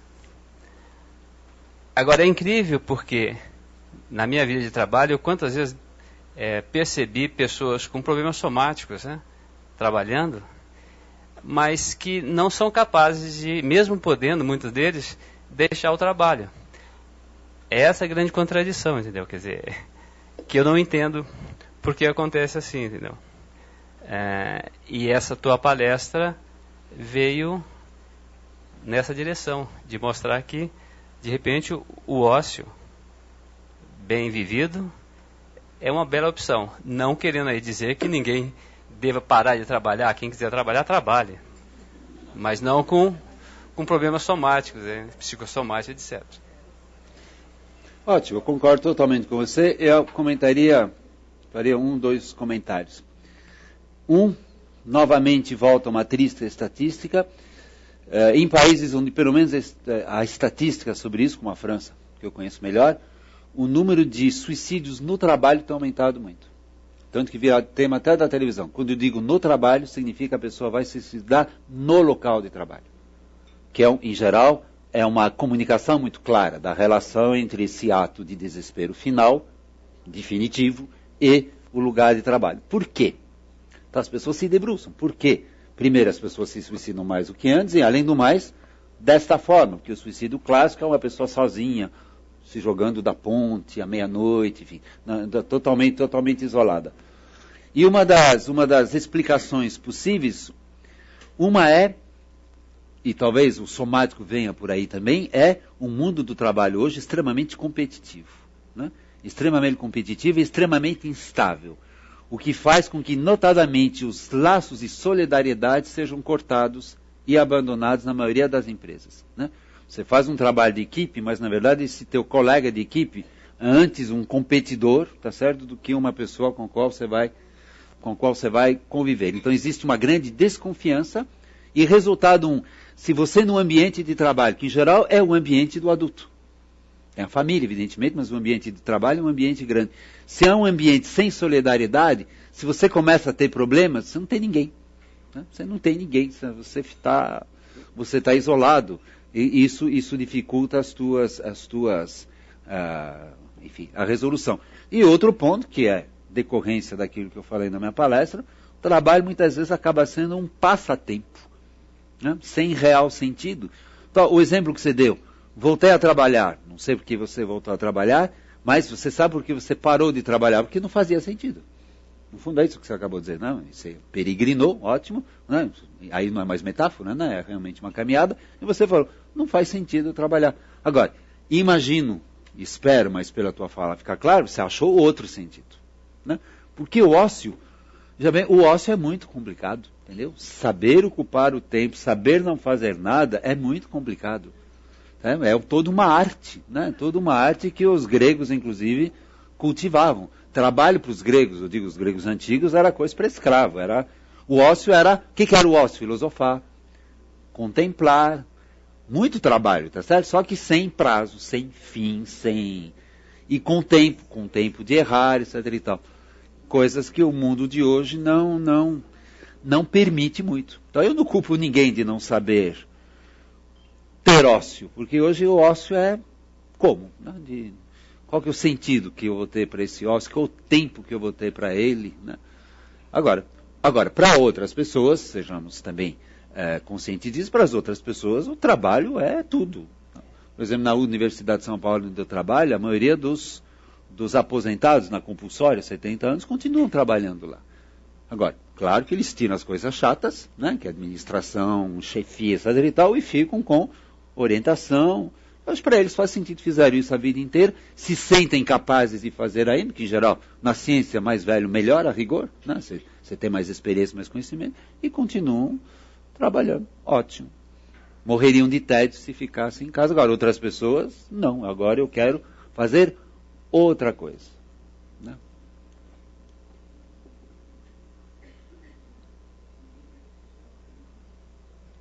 Boa noite, professor. Gilmar. Na verdade, observando essas reflexões, né, que o senhor coloca, me fez recordar a imagem das escolas de samba no Rio de Janeiro, que persistem a cada ano em surpreender as pessoas. E a gente vive dentro dessa sociedade, né, do surpreendente. E dentro dessa reflexão, eu pensava também, a partir do que você colocava, sobre o papel do professor, né, do educador. Ele acaba sendo, de alguma forma, sendo tentado a participar dessa sociedade do espetáculo. E aí vem a questão, qual é o papel, afinal, do professor dentro dessa sociedade? Ele deve estar utilizando essas ferramentas, ele deve estar mais prudente em relação a todas essas manifestações que aparecem. Qual seria o papel, assim, talvez mais pertinente, né, mais propositivo do professor, né, dentro dessa sociedade? Então, ótimo, Gilmar. Primeiro eu diria, o educador, o professor, tem, por dever de ofício, estar muito atento à sociedade no qual ele se encontra, porque ele vai formar pessoas para essa sociedade. Tá? Então, por mais especializada que seja a sua matéria, ele tem que ter um olhar mais ampliado. Dou um exemplo, até que banal. Na nossa sociedade, não sei se vocês concordam, aluno que vai mal em geografia é preguiçoso. Aluno que vai mal em matemática é burro. Porque na nossa cultura associamos alguma coisa a decorar, então se você é mal em geografia que você não decorou, mas se você decorasse, você saberia, enquanto que matemática já é algo ligado à própria inteligência da pessoa. Tanto que se eu perguntar para vocês, me dê um nome de um grande gênio, capaz a maioria pensar em Einstein. Poderia pensar em Pelé, Neymar, né? Poderia pensar em Mozart, mas em geral, bom. Logo, por que eu estou dando esse exemplo? Sendo que a escola tem uma enorme influência nas representações de si que a criança tem. Aí voltamos à questão da vergonha. Há pesquisas que mostram que isso vale mais para a criança menor. Menor, 10, 11 anos, não é tão pequena assim. Em geral, uma criança que vai mal na escola no sentido que tem notas erradas na escola, tende a achar que vai se dar mal em várias outras coisas, que inclusive não tem relação alguma com o estudo. E os alunos que se dão bem tendem a achar que vão se dar bem em salto e altura, em várias outras coisas que não têm a ver com a escola. Logo, como a escola inevitavelmente avalia, tem que avaliar, e não adianta dizer que todos os alunos são ótimos, ela avalia objetivamente, se o aluno conseguiu fazer ou não fazer. Pergunto a vocês, o professor de matemática, ele tem uma importância maior na sua avaliação do que o seu colega de geografia? Na nossa sociedade, tem, embora erradamente. Não é porque você é ruim em matemática que você é burro, e se é ruim de geografia que você não tem, psicologicamente não faz sentido. Mas é essa a ideologia. Então acho que todo e qualquer educador tem que ir para além da sua matéria, sobretudo quando trabalha com criança, porque ele está formando uma criança e não apenas trazendo conhecimento. Outro exemplo, professor de educação física. Não basta o professor de educação física saber como pular, fazer isso, fazer aquilo. A educação física, inevitavelmente, é expor o corpo. Na nossa sociedade atual, o expor o corpo é coisa simples ou é coisa complicada? Complicada, porque existem modelos de beleza, notadamente em cima das mulheres, que é extremamente, quase que inalcançável. Não é à toa que você tem a anorexia, como um dos problemas de muitas mulheres, e não é à toa também, e isso é mais trágico ainda, mais trágico não, mas tão trágico quanto, você tem crianças de 8, 9 anos querendo fazer regime. Não sabe nem que corpo, né? Deus lhe reserva, né? Porque não passou pela puberdade, quer fazer regime, ou já pensa em fazer plástica, etc. e tal. Ou seja, a exposição do corpo é um elemento sensível na nossa sociedade. O professor de educação física, ele não pode negar que ele trabalha com isso, tá certo? Com gordinho, com magrinho, com alto, com baixo, etc. e tal. Primeira coisa, então todo educador tem que estar além. Segunda coisa que eu diria, o educador pode ajudar, admitindo que aquilo que eu falei aqui é uma realidade palpável. Ele pode ajudar ou ele está dentro da avalanche, não podemos fazer nada, o mundo é assim, paciência, um dia passa, etc. e tal. Eu diria que o professor, mas não o professor, a escola. Né? Não é bom, eu acho, individualizar. Né? Porque, inclusive, um pequeno parênteses aqui, se fala demais do professor, eu diria de menos da escola. Né? E acaba culpabilizando muito o professor. Né? Aliás, durante muitos anos, a moda em psicologia era pesquisar aluno. Depois a gente sabia tudo que os alunos, então a moda foi pesquisar professor. E sempre pesquisa em psicologia não é muito favorável aos sujeitos que são pesquisados. Agora a bola da vez é coordenador. Então, e diretor. Então os professores podem ficar mais tranquilos, agora que o objeto, os focos vão ser em cima do coordenador e dos diretores, que, estou falando sério, na verdade, a gente esquece. Né? O papel de um coordenador e de um diretor numa escola, do jeito, inclusive, centralizado que a escola é muito importante. Então eu não falaria do professor, eu falaria do professor enquanto um membro do corpo docente. E eu diria o seguinte, para responder concretamente a tua pergunta. Se eu e Bauman e outros tivermos razão de que o que falta hoje no mundo é sentido. Logo, há muito hoje tédio. Que instituição, das várias instituições que existem, poderia ser, se ela quisesse, ou se ela pudesse, mas se ela quisesse, sobretudo, uma, que eu falaria metaforicamente, uma usina de sentidos. Qual é a instituição que pode ser uma usina de sentidos, de produção, reprodução de sentidos? Eu acho que só vejo uma instituição social, que é a escola. Porque o conhecimento, que é a matéria-prima da escola, é justamente puro sentido. Só que, falta acrescentar um ponto importante. Um dos erros que a escola e a universidade também comete faz tempo. Só que talvez esse erro agora seja mais perigoso do que antigamente. E já apontado por vários autores, é o seguinte: a escola e a universidade ensina a resposta, mas esquece de ensinar a pergunta. Diz, a Terra é redonda e gira em torno do Sol. Bom, isso é uma informação. Agora, o que faz sentido a essa informação é, qual que é a pergunta? Por que eu preciso saber que a Terra é redonda e gira em torno do Sol? Por que a humanidade passou séculos e séculos e séculos felizes, achando que a Terra poderia ser de qualquer forma, não era problema, mas que era o centro do universo? E por que a partir da Renascença, século XVI e XVII, a pergunta voltou? Mas será que a Terra é de fato o centro do universo? E não é à toa que isso tem a ver com reforma, tem a ver com uma série de modificações. Então, o erro que a gente comete muito na educação é a gente ensina o conhecimento, mas o conhecimento em si, a resposta em si, não faz sentido se eu não me apoderar da pergunta. Um dia, conversando disso com professores, uma professora de geografia me disse, mas como é que eu faço? Eu ensino a fazer mapas. A minha matéria é ensinar as crianças a fazer mapas. Qual que é a pergunta? Eu não sabia responder, claro, não sou geógrafo, mas felizmente havia um colega que conseguiu responder essa questão. Ele perguntou assim, você sabe onde se fazem os mapas, os melhores do mundo? Qual é o lugar que faz os melhores mapas no mundo? Ninguém sabia, evidentemente. E ele respondeu, Pentágono. Então, na verdade, o mapa é uma resposta para uma pergunta guerreira. O homem começou a fazer mapa com intuitos, nem peregrino nem turista, mas aqui no caso de invadir o vizinho. Então, uma criança que faz um mapa do Brasil é um pequeno general, de uma certa forma.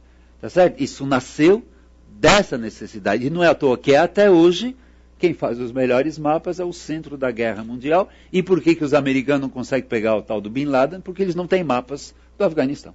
Tá certo? Eles não têm mapas daquele lugar, nunca foram lá, tá certo? E o Bin Laden conhece aquele lugar, né? E deve fazer assim, sumir, que nem desenho animado, eles não conseguem pegar porque eles não têm mapa. Quando tiverem mapas, aí eles pegam.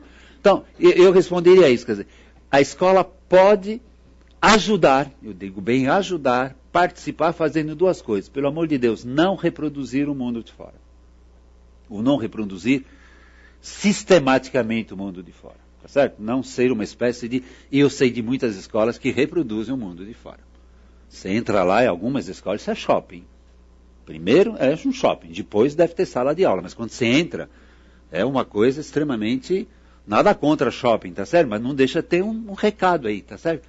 A escola, na verdade, uma boa escola se assemelha a alguma coisa outra.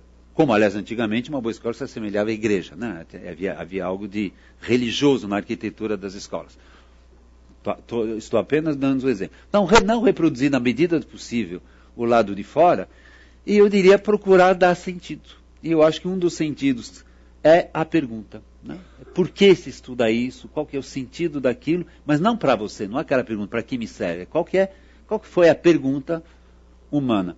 Há um prêmio Nobel da Paz, Elie Wiesel, que conta, eu gosto muito desta narrativa dele, que quando ele era pequeno, quando ele voltava da escola, a mãe costumava perguntar. Quer dizer, vou pela negação. Ele contando. A mãe nunca perguntava a ele, você deu uma boa resposta? Mas a pergunta da mãe era, você fez uma boa pergunta?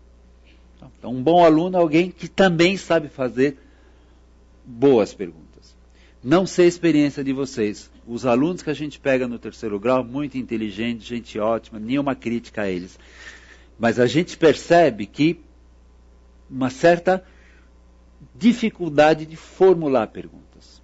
Né? Uma certa dificuldade de trazer, e a ciência de hoje, isso que é o pior, mas isso já nos entraria num debate que não interessa aqui, mas a própria ciência das ciências humanas hoje também é carente de perguntas. Ou a pergunta é descritiva.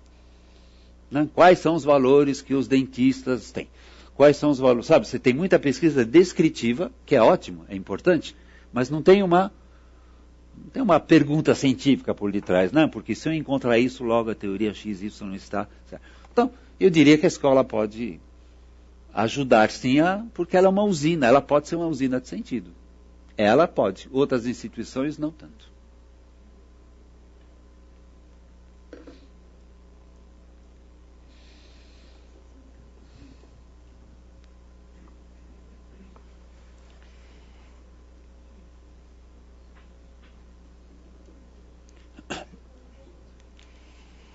Bom, eu sou uma professora de escola infantil há 36 anos.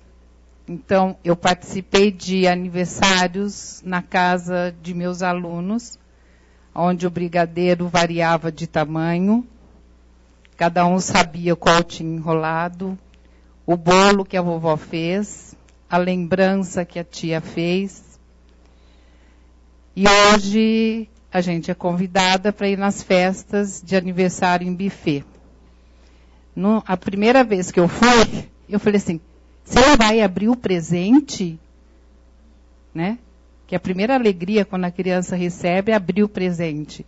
Colocaram num pacote, num saco lá, o meu presente.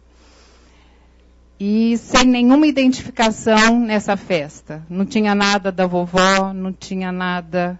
Ninguém rolou brigadeiro, todos eram iguais. E eu, como professora antenada, pergunto aonde eu posso mudar um pouco essa realidade de hoje. Ótimo. Eu diria eu concordo totalmente sobre festa. Aliás, há várias diferenças entre festas. Não é para ser saudosista, a festa de antes era boa, a de ontem é ruim, mas vamos avaliar se a de hoje é ruim. Por exemplo, você tem razão. Festa de antigamente era na casa. Hoje em dia são nesses buffets. E há várias consequências. Por exemplo, uma delas é que agora o bolo, que antes tinha uma função gastronômica, agora tem uma função de horário. Né? Os pais perguntam, quando é que vai comer o bolo? Significa meia hora depois acabou a festa. Entendeu? É uma pergunta cronológica, entendeu?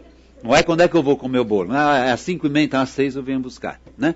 E nessas festas, que depois de uma festa tem outra. Coisa diferente também, interessante, isso é o enxame. Antigamente não é, há 30 anos você falou, né? não é Matusalém, né? É ontem a rigor, tá? Não é na época de Luiz Felipe ou de Dom Pedro. Quem se convidava em festa? Festa de crianças, quais eram as pessoas que eram convidadas em festa? Em geral eram os amigos. Né? E hoje em dia não, você coloca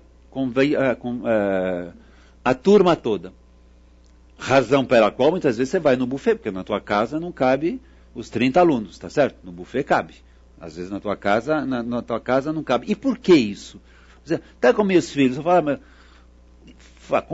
convida só os melhores, os outros vão ficar chateados. Viu? Fragilidade. E às vezes essa fragilidade não é da criança, é dos próprios pais. Exemplo verdadeiro, numa escola de São Paulo, uma filha, que devia ter lá seus 9, 10 anos de idade, contou para a mãe, aí a mãe mesmo, né, foi no caso da mulher, o Felipe, vamos chamar de Felipe, deu uma festa. Que bom, que horas faz? Não, ele não me convidou. E a menina foi brincar com alguma coisa. No dia seguinte, na manhã seguinte, o que a mãe fez? Foi até a escola, falar com a diretora, perguntar por que não convidaram minha filha. Exclusão, tá certo? Né? Então você tem que estar com todo mundo junto, tá certo? E as próprias crianças acham que se não vai convidar, vai chatear, não sei, talvez hoje em dia sim. Né? Hoje em dia as provas de afeto são tão raras e são tão ligadas a divertimento que precisa. Outra diferença, também é um caso, as festas hoje se parecem todas. Outro exemplo verdadeiro, de Belo Horizonte dessa vez. Que me contaram, uma família levou as crianças, acho que é McDonald's, né, nesses buffets. Levou para o McDonald's, deixou o filho lá e foi, porque em geral festa de hoje em dia não é mais supervisado pelos pais, tá certo? Os pais deixam e vão embora. Ou então vão num cantinho tomar uísque e deixam lá um bando de gente, né, que só faz isso por bico, cuidar das crianças. Deixaram o filho lá e foram embora no cinema e meia hora depois do bolo voltaram, pegaram o filho, entraram, o filho já estava e perguntaram para o filho, você gostou da festa? Sim, muito boa, só que não era aqui. Entendeu? Você se enganaram de McDonald's, mas a festa estava ótima. Né? E vocês podem reparar que muitas dessas festas é tudo individualizado, né? É videogame, coisa de bolinha, etc e tal. Tá certo? Então, e você tem toda a razão, talvez um aspecto mais triste da festa de hoje, essa poupança afetiva na qual você deixa os presentes na entrada. Né? Você deixa lá um presente, quer dizer, mais uma vez é um ato de consumo. E depois, a criança nem sabe quem deu presente, quem deixou de dar presente, os cartões se perdem, depois é uma espécie de butim. Né? Vamos ver o que eu recoltei como presente nessa festa. Se o ano foi pobre, o ano passado foi melhor, mas você não sabe quem fez. Então, veja bem, eu não sei, não dá para voltar às festas antigamente, novamente, não é questão de ser saudosista, nem que seja porque antigamente passou, acabou, não volta, não adianta, né? Vai ter que criar algo novo. Agora, a pergunta é, essas festas de hoje, com esse consumo, como foi dito na tela, é bom, é saudável? Eu, pessoalmente, sinceramente, eu acho que não. Agora, o que fazer? Eu posso te dar agora a experiência de pai. Nunca fiz uma festa num buffet. E sempre expliquei por quê. Não vai ser lá de jeito nenhum, entendeu? De jeito nenhum, porque lá é neutro, entendeu? Lá é, tanto faz se é você ou se é o vizinho. Vai ter que ser em casa. Tentei falar, não, convida só os melhores amigos, mas isso não deu certo em nome da, vão ficar chateados. Bom, traz todos. Bom, tudo bem. Aí você... Agora, eu acho que os adultos de hoje, eu acho que a gente, pelo menos aqueles que... Volta até a tua pergunta do humor. A gente é muito quieto, a gente é muito, sabe, o discurso, quem tem um discurso divergente em relação ao discurso, está muito silencioso. Não fala, tem medo, e muitos pais, professores, têm medo de criar ETs. Ah, se meu filho não tiver celular, se meu filho não vir Pokémon, se meu filho não fizer isso e aquilo, ele vai se tornar um ET. O que não é verdade. Não é verdade de jeito nenhum. Em geral, inclusive, as crianças têm um faro, quase que mágico, eu diria, de reparar nos colegas aqueles que têm valores mais ou menos parecidos com os pais, entendeu? Então, acho que muitos pais, hoje e professores também, estão quietos, não falam, não dão todo o poder aos outros, e se queixam. Ah, porque a televisão não presta, porque isso não presta, mas entregam as crianças à televisão, tem que ter um discurso alternativo, e esse discurso eu acho que hoje em dia está fraco. Ele poderia vir pelo humor, mas nem pelo humor ele está vendo. Mas ele tem que vir, na escola, na família, seja lá onde for, na mídia, seja lá onde for. Né? Mas eu concordo com as críticas à festa de hoje. Tá? É um ato de consumo, é um enxamezinho, né, que se forma. E quando estoura a bexiga, o enxame vai embora. Né? E vai se formar na próxima festa, sem um vínculo real. Exagerando um pouco, como sempre, aqui.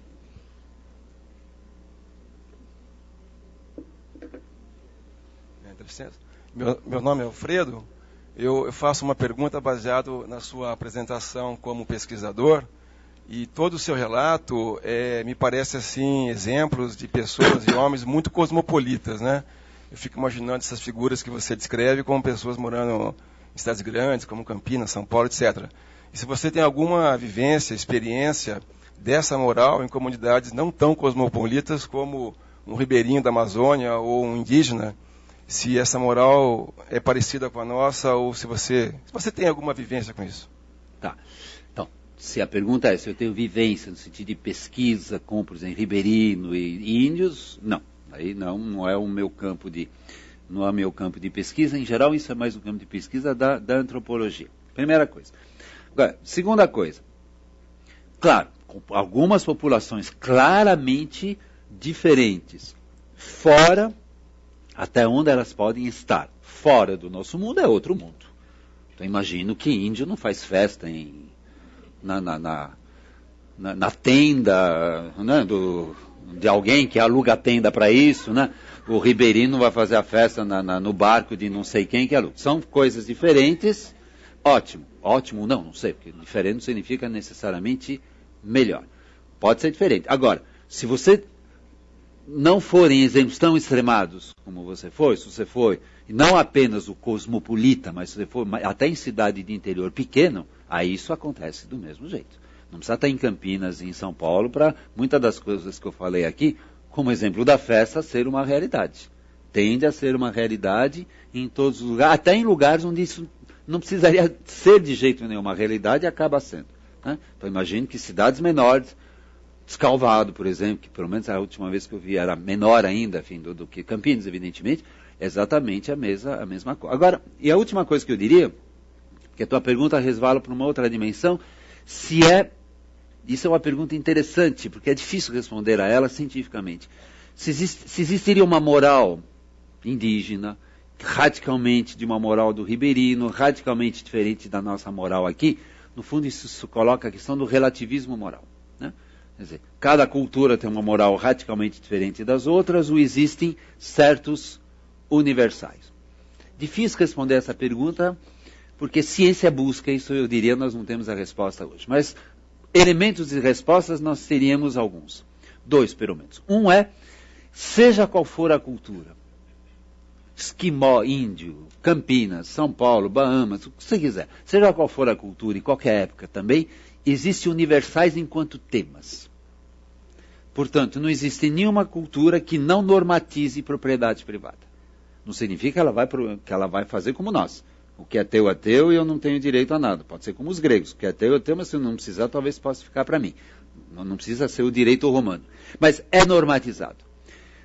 Em qualquer cultura, em qualquer época, em qualquer lugar, é normatizada a questão da vida. Nenhuma cultura não normatiza a questão do matar. Ela pode universalmente dizer não mate. Mas ela pode dizer mate sim, contanto que... Aí depende das culturas, né? O abandone o velho, né? Que não tem mais utilidade para a sociedade, mas ela normatiza o matar. Então ela normatiza a propriedade, normatiza o matar, a vida, melhor dizendo. Ela normatiza a verdade. Tá certo? Nenhuma sociedade não condena ou não normatiza a questão da verdade e da mentira. Tanto é verdade, aliás, que a própria sociedade não sobreviveria. E há outro tema que também é muito normatizado, que é a questão da reprodução. Né? Eu prefiro até falar em reprodução do que sexo, porque a questão de uma sociedade é mais a reprodução propriamente dita, o que essa sociedade vai se tornar, do que o sexo propriamente dito. Então, existem universais enquanto temas. Agora, as normatizações são diferentes. As normatizações podem ser diferentes. Embora todas elas, no fundo, se baseiam não mate, não minta, não traia, tá certo? O imperativo básico é igual, mas as exceções aí variam muito. Isso é um dado. O último dado que eu te diria, isso é um dado razoavelmente fácil de ser verificado, né? É só fazer pesquisa. Um outro dado mais complexo, mas que existe em psicologia, é o seguinte. Há teorias de desenvolvimento moral. Teoria de desenvolvimento moral significa que a criança e o adolescente e o adulto passam por várias etapas. Isso se identifica facilmente, se eu fizer pesquisa com os filhos de vocês, nesse sentido, cosmopolita urbano. Pergunta, é universal esse desenvolvimento ou não? Só pesquisas interculturais podem mostrar. E eu diria, há dados que mostram que sim e há dados que mostram que não. É um pouco como na ciência em geral. Não, você não tem unanimidade porque os dados são conflitivos. Mas mais ainda, a teoria de Piaget, por exemplo, e a teoria de Kohlberg dizem o seguinte: o desenvolvimento moral caminha numa direção precisa, que é o ideal de justiça.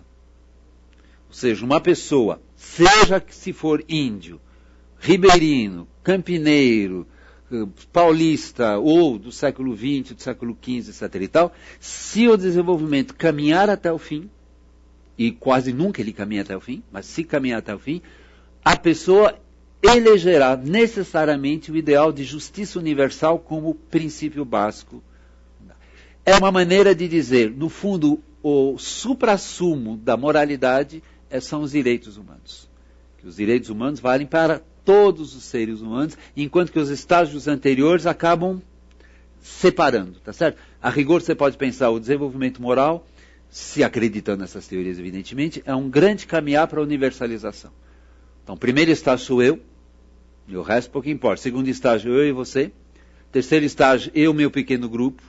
Quarto estágio, eu, uma nação. Quinto estágio e sexto estágio, eu e a humanidade. Tanto faz a diferença entre os... Se essa teoria tiver razão, porque ela é otimista, então o índio não tem radicalmente uma moral diferente da nossa. Ele tem contextos, tá certo? Mas ideal de justiça, ele pode ter. Depende do nível no qual ele se coloca. Só que ele vai adaptar esse conceito de justiça, evidentemente, à realidade no qual ele vive. Né? Agora, a tua pergunta básica, se eu trabalho, se eu tenho pesquisas com essas populações, eu pessoalmente não tenho. Mas há pesquisas, sim, que tendem a mostrar que, de fato, há universais, embora eles fiquem encobertos sobre particularidades culturais, né? Porque a gente tem que tomar muito cuidado, as culturas são muito diferentes entre si, mas às vezes ela pode esconder o igual. Né? Esconder o igual, né? Tão diferente, mas, como eu falei, há tantas coisas diferentes sobre sexualidade, mas o que é interessante, todo mundo normatiza a sexualidade. Ninguém escapa à normatização, só que um normatiza de um jeito, outro normatiza de outro, mas esse tema é incontornável. não deixa de ser universal, isso não deixa de ser... Tanto é verdade, aliás, que é muito interessante.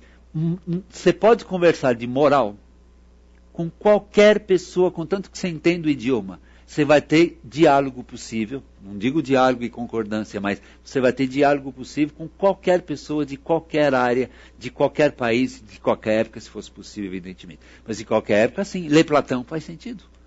Ler Confúcio, outra cultura, faz sentido. Ler Buda, faz sentido. Ler o islamismo, faz sentido. Diferenças, mas...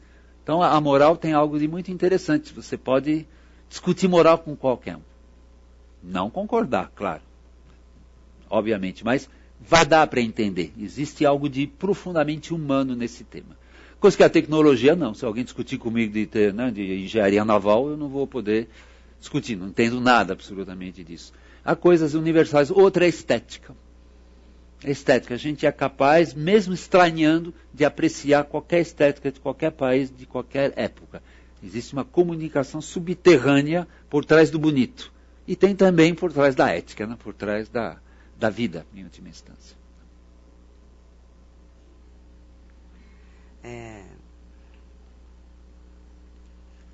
Olá, meu nome é Marilda, sou coordenadora pedagógica, bola da vez, né? Sim, cuidado. E eu queria retomar um pouquinho o que você falou antes, nessa questão, né, dos pais fazerem o que as crianças querem, até porque precisa ser aceito no grupo, enfim. O que a escola, né, o que os educadores dentro do espaço escolar podem fazer para ajudar essas famílias? Porque eu acho que a gente trabalha com as crianças e as famílias destroem, como diz você, né? A gente trabalha de manhã e eles destroem à tarde. Então eu acho que a gente precisava trabalhar com esses pais, com essas famílias. O que nós, educadores, podemos fazer dentro do espaço escolar para trabalhar isso com as famílias, que eu acho importante? Bom, primeiro diria que, não sendo educador, eu não posso te dar as respostas precisas, mas eu veria uma primeira fase, um primeiro ponto. Não é ajudar a família. Acho que aí papel de escola não é ajudar a família, é ajudar a criança. Ajudar a criança, isso sim, mas ajudar faz muita coisa, entendeu? Então a gente teria que pagar em dobro, tá certo? Na mensalidade do pai, da mãe, a mensalidade da criança. Então não é ajudar a família de jeito nenhum. Mas eu diria, ser transparente em relação à família, tá certo? Fosse eu, coordenador pedagógico, bola da vez, né, o diretor, você vai ter uma companheira nisso, tá? Eu diria o seguinte, deixar muito claro para os pais que colocam o filho nessa escola, pública ou privada, pouco importa, que aqui... Não as regras, porque regras a gente sempre discute e discorda, mas os princípios são esses, entendeu? Então os princípios são estes, não regra, porque regrinha você sempre pode discutir, pode usar boné, não pode usar boné, aliás, não sei que fixação as escolas têm com a questão do boné, entendeu? Pode usar isso, pode aqui, isso é regra. Quais são os princípios, tá certo? Então, por exemplo, princípio, respeito pelo outro, respeito pelo trabalho do outro. Nisso você já tira celular, você tira uma série de coisas que evidentemente atrapalham o bom andamento de uma sala. E deixar muito isso para os pais. Então, olha, é isso, aqui a gente trabalha assim, e se você quiser que o teu filho aprende bem a isso, pelo menos respeite esses princípios, então tira teu filho da escola, se for uma escola privada, evidentemente. Quer dizer, não dá para tirar, mas você entendeu o que eu quero dizer metaforicamente. E deixar claro também, muitos pais não têm clareza. Acho que o que os pais precisam ser, nós todos, porque nós somos pais nessa hora, né? O ser humano precisa ser ajudado hoje em dia é com clareza. Acho que numa sociedade do tédio, as pessoas têm pouca clareza, entendeu? Tem pouca clareza de determinadas... Vou te dar um exemplo de uma escola. Eu percebi depois, escola onde foi meu filho? Ele foi, como ele costumava ir para a creche, lá com super trunfo, etc e tal, né? Com os brinquedinhos dele, lá na primeira série. E ele voltou chateado, dizendo, não pode levar brinquedo. Regrinha, não pode levar brinquedo. Eu também fiquei, como assim não pode levar brinquedo? Que mal faz levar brinquedo? Essa é a minha primeira pergunta. Aí meu filho acrescentou, eles disseram assim, porque lá tem uma sala só de brinquedos. Eu falei, então é diferente. Na verdade, o que a escola, ao proibir o levar brinquedos, está fazendo é uma coisa excelente. Não é o proibir o levar o brinquedo, mas na verdade, do ponto de vista da socialização e da aprendizagem, é totalmente diferente você lidar com um brinquedo coletivo do que um brinquedo próprio. Você leva o teu super trunfo, você rasga, você perde, problema teu. Em geral, os pais compram outro. Tá certo? Agora, você rasga, perde o brinquedo que é da escola, você... E essa experiência de socialização, por exemplo, hoje em dia pouca criança tem. Pouca criança tem porque as famílias, notadamente de classe média, repetem um mini apartamento em cada quarto. Né? Pouca coisa é compartilhável. Então, isso que a escola pode fazer. Só que explica para o pai, eu diria o erro dessa escola é eu ter que, ela foi construtivista, né? Eu tive que construir sozinho o conhecimento. Mas ela poderia ter ganhado tempo e dito, olha, não pode levar porque a gente quer que a criança tenha a oportunidade de trabalhar com uma coisa comunitária que hoje em dia é raro. Parabéns, eu seria o primeiro a dizer, não, meu filho, você não vai levar porque... E eu explicaria, inclusive, para ele, na medida que ele pudesse entender isso. Então, às vezes, eu acho que falta clareza nas escolas, porque as escolas é muita regra, regra, e mais regra, e a regra em si sempre é burra. Não sei por quê, tá certo? Que nem no esporte. No tênis só pode dar 2 serviços. Por que 2? Não 3. Eu gostaria de uns 3 ou 4, me facilitaria a vida. Por que só 2?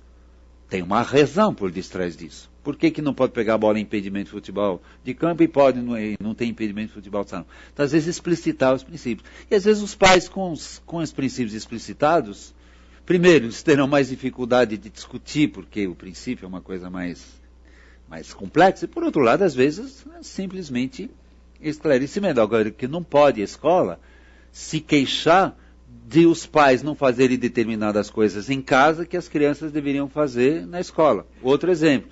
Lembro de uma coordenadora, né? Dizer, esses pais deixam os filhos comer de boné e sem camisa em casa. E aqui eles chegam na escola, então eles querem tirar a camisa e colocar boné. Aí eu falei para ela, mas qual que é o problema de comer de boné e sem camisa em casa? Não faz sentido, não? Eu obrigar meu filho a vestir camisa e tirar o boné em casa. Agora, na escola, tem um outro sentido, né? Uma certa disciplina, um certo pudor, um certo respeito pelos outros. Então eu falei, nego, isso é problema teu na escola. Né? Se família... Então, até dei o exemplo da fila. Né? Família numerosa, antigamente, você fazia fila em casa. 12 filhos, um banheiro, você aprendia a fazer fila em casa. Agora você aprende a fazer fila na escola. Né? Na escola, então a escola tem que... Mas cuidado, eu diria... É perigosa a frase que você usou. A família não tem que ser ajudada pela escola. Na escola tem que deixar claro, e a família tem que ajudar a escola, mas a família... Eu sei que existe coisa generosa, escola de pais, etc. E tal. Eu entendo a ideia. É bom juntar os pais, tentar esclarecer, isso é ótimo. Mas eu diria sem muitas ilusões também, né? Em geral, a escola de pais, em geral, vem mais mãe, né? Pelo menos nas palestras que eu dou para pais, tem um ou outro pai, mas em geral é basicamente um público feminino. Isso também é interessante. Por que um público feminino? Cadê o pai? Não? E passamos para a última pergunta da noite.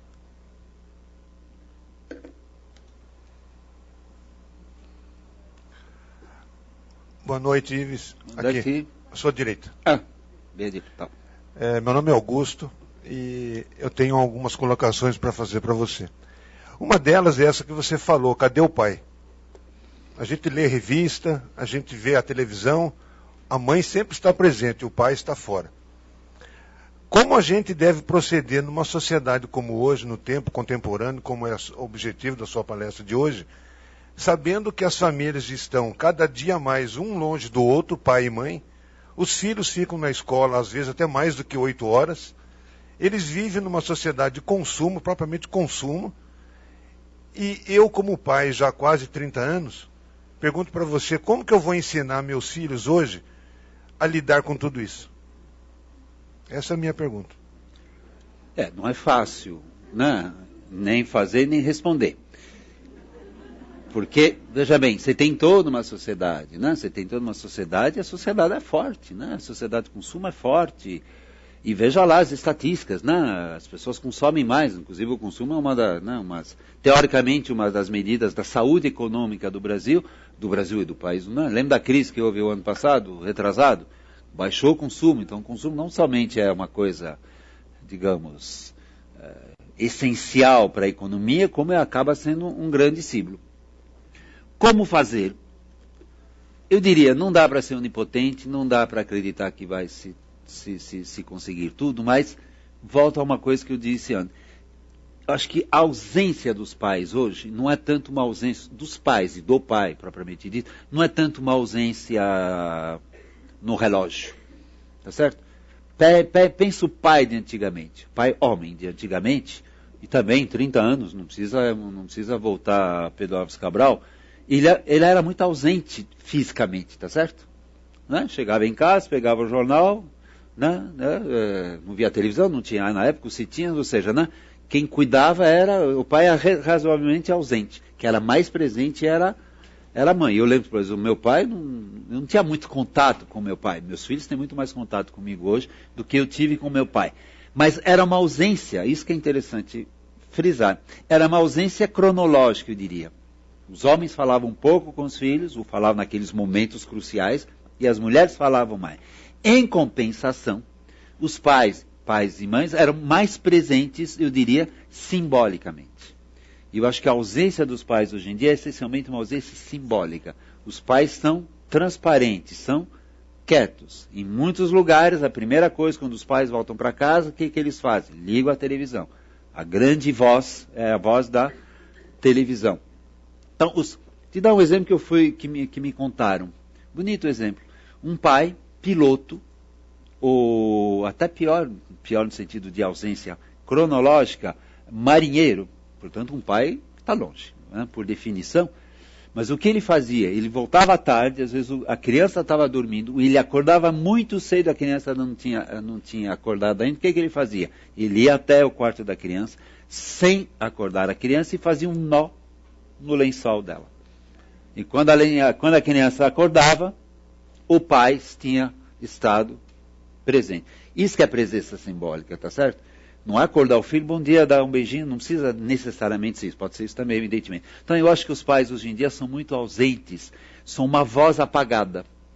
E frequentemente, quando eles têm uma voz evidentemente, mas quando eles usam essa voz, é muito uma voz que reproduz a sociedade, porque no fundo, se nós somos turistas como pai, como professor, como marido, como esposa, enfim, né? Se nós somos turistas para tudo. Então acho que a gente precisa parar de ser turista de uma certa forma, né? De várias formas, inclusive, e ser mais presente, ou seja, uma voz que tenha um discurso. E como eu disse anteriormente, acho que muitos pais ficam quietos de medo de criar pequenos ETs. Entendeu? De medo de contaminar os seus filhos com um discurso que não vai ser o discurso dominante. Eu acho que é um grande erro, porque aí você entrega, né, todo o poder aos outros, e é um erro, inclusive, eu diria psicológico. As crianças ouvem muito os pais. Ouvem mais do que a gente pensa. Vou te dar um exemplo interessante. Não posso generalizar, porque aconteceu comigo. Eu sou professor universitário. Coloquei meu filho e minha filha na creche da USP. Tive sorte, tive lugar, uma excelente creche, por sinal.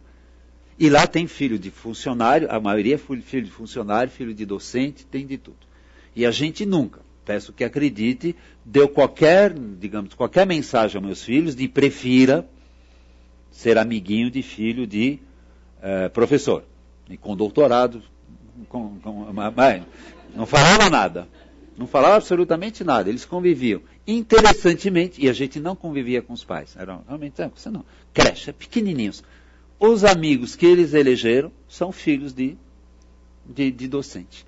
Racismo, isso, alguma coisa do tipo, espero que não seja. Não é isso, eu acho que é um certo feeling, tá certo? Da criança que acaba identificando no discurso do amiguinho alguma coisa que vem de uma certa corporação, no caso.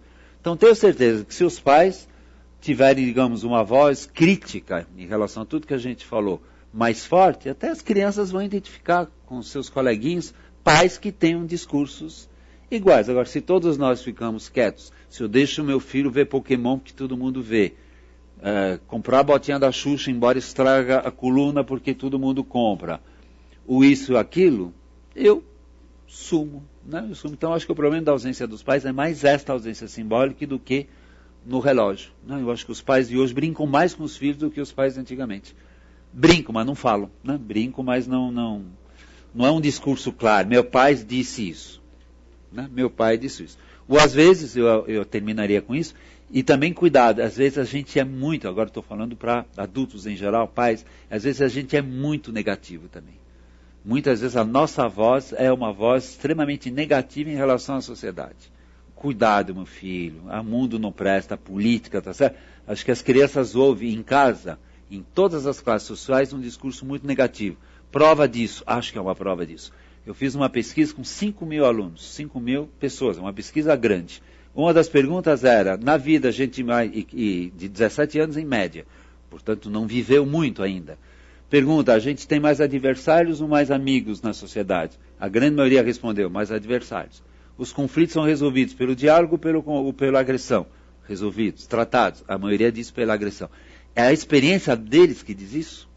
Duvido, eles têm 17 anos, eles tiveram, mas provavelmente eles escutam em casa, na mídia também, um discurso, digamos, extremamente negativo, um discurso que no fundo diz, como eu acabei a minha palestra, se você ouvir passos na rua, corra, deve ser alguém que vai alguém que vai cometer alguma violência contra você. E aí, numa bola de neve, você acaba gerando a desconfiança em geral é letal para as relações sociais. Então, presença simbólica mais do que no relógio, eu diria. Bom, obrigado. Obrigado a vocês.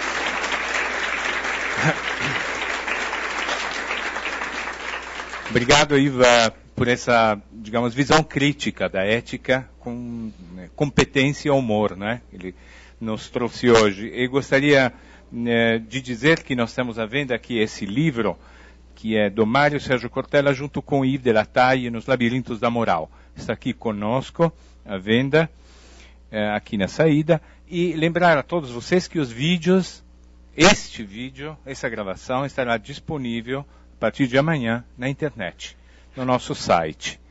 Lembramos também essa é uma mensagem para os peregrinos que queiram nos acompanhar durante os próximos encontros. Nós temos Vanguarda Musical Russa Reprimida, o período Krennikov, amanhã à noite, isto é, sábado à noite, às 20 horas. Lembramos também que a próxima sexta-feira, nós teremos A Família no Cinema, abordado por Sérgio Rizzo, com o módulo Relações Familiares no Mundo Contemporâneo, Educação dos Filhos, com curadoria de Roseli Saião, que está aqui conosco, presente, prestigiando todos esses encontros. E lembramos também que a próxima terça-feira nós temos sobre o tema da sustentabilidade, isto é, construção da sociedade sustentável do futuro, com curadoria do Hélio Matar. Nós teremos Thaís Corral falando sobre mudança é uma questão de cultura. Portanto, não deixem de conferir, de verificar e de prestigiar esses eventos que são feitos essencialmente para todos vocês. Gostaria, portanto, de concluir a noite com um agradecimento especial ao nosso ilustre convidado, a Roseli Saião, por essa generosidade da palestra de hoje, pela competência. Gostaríamos de um aplauso de agradecimento. Obrigado. Eu que agradeço.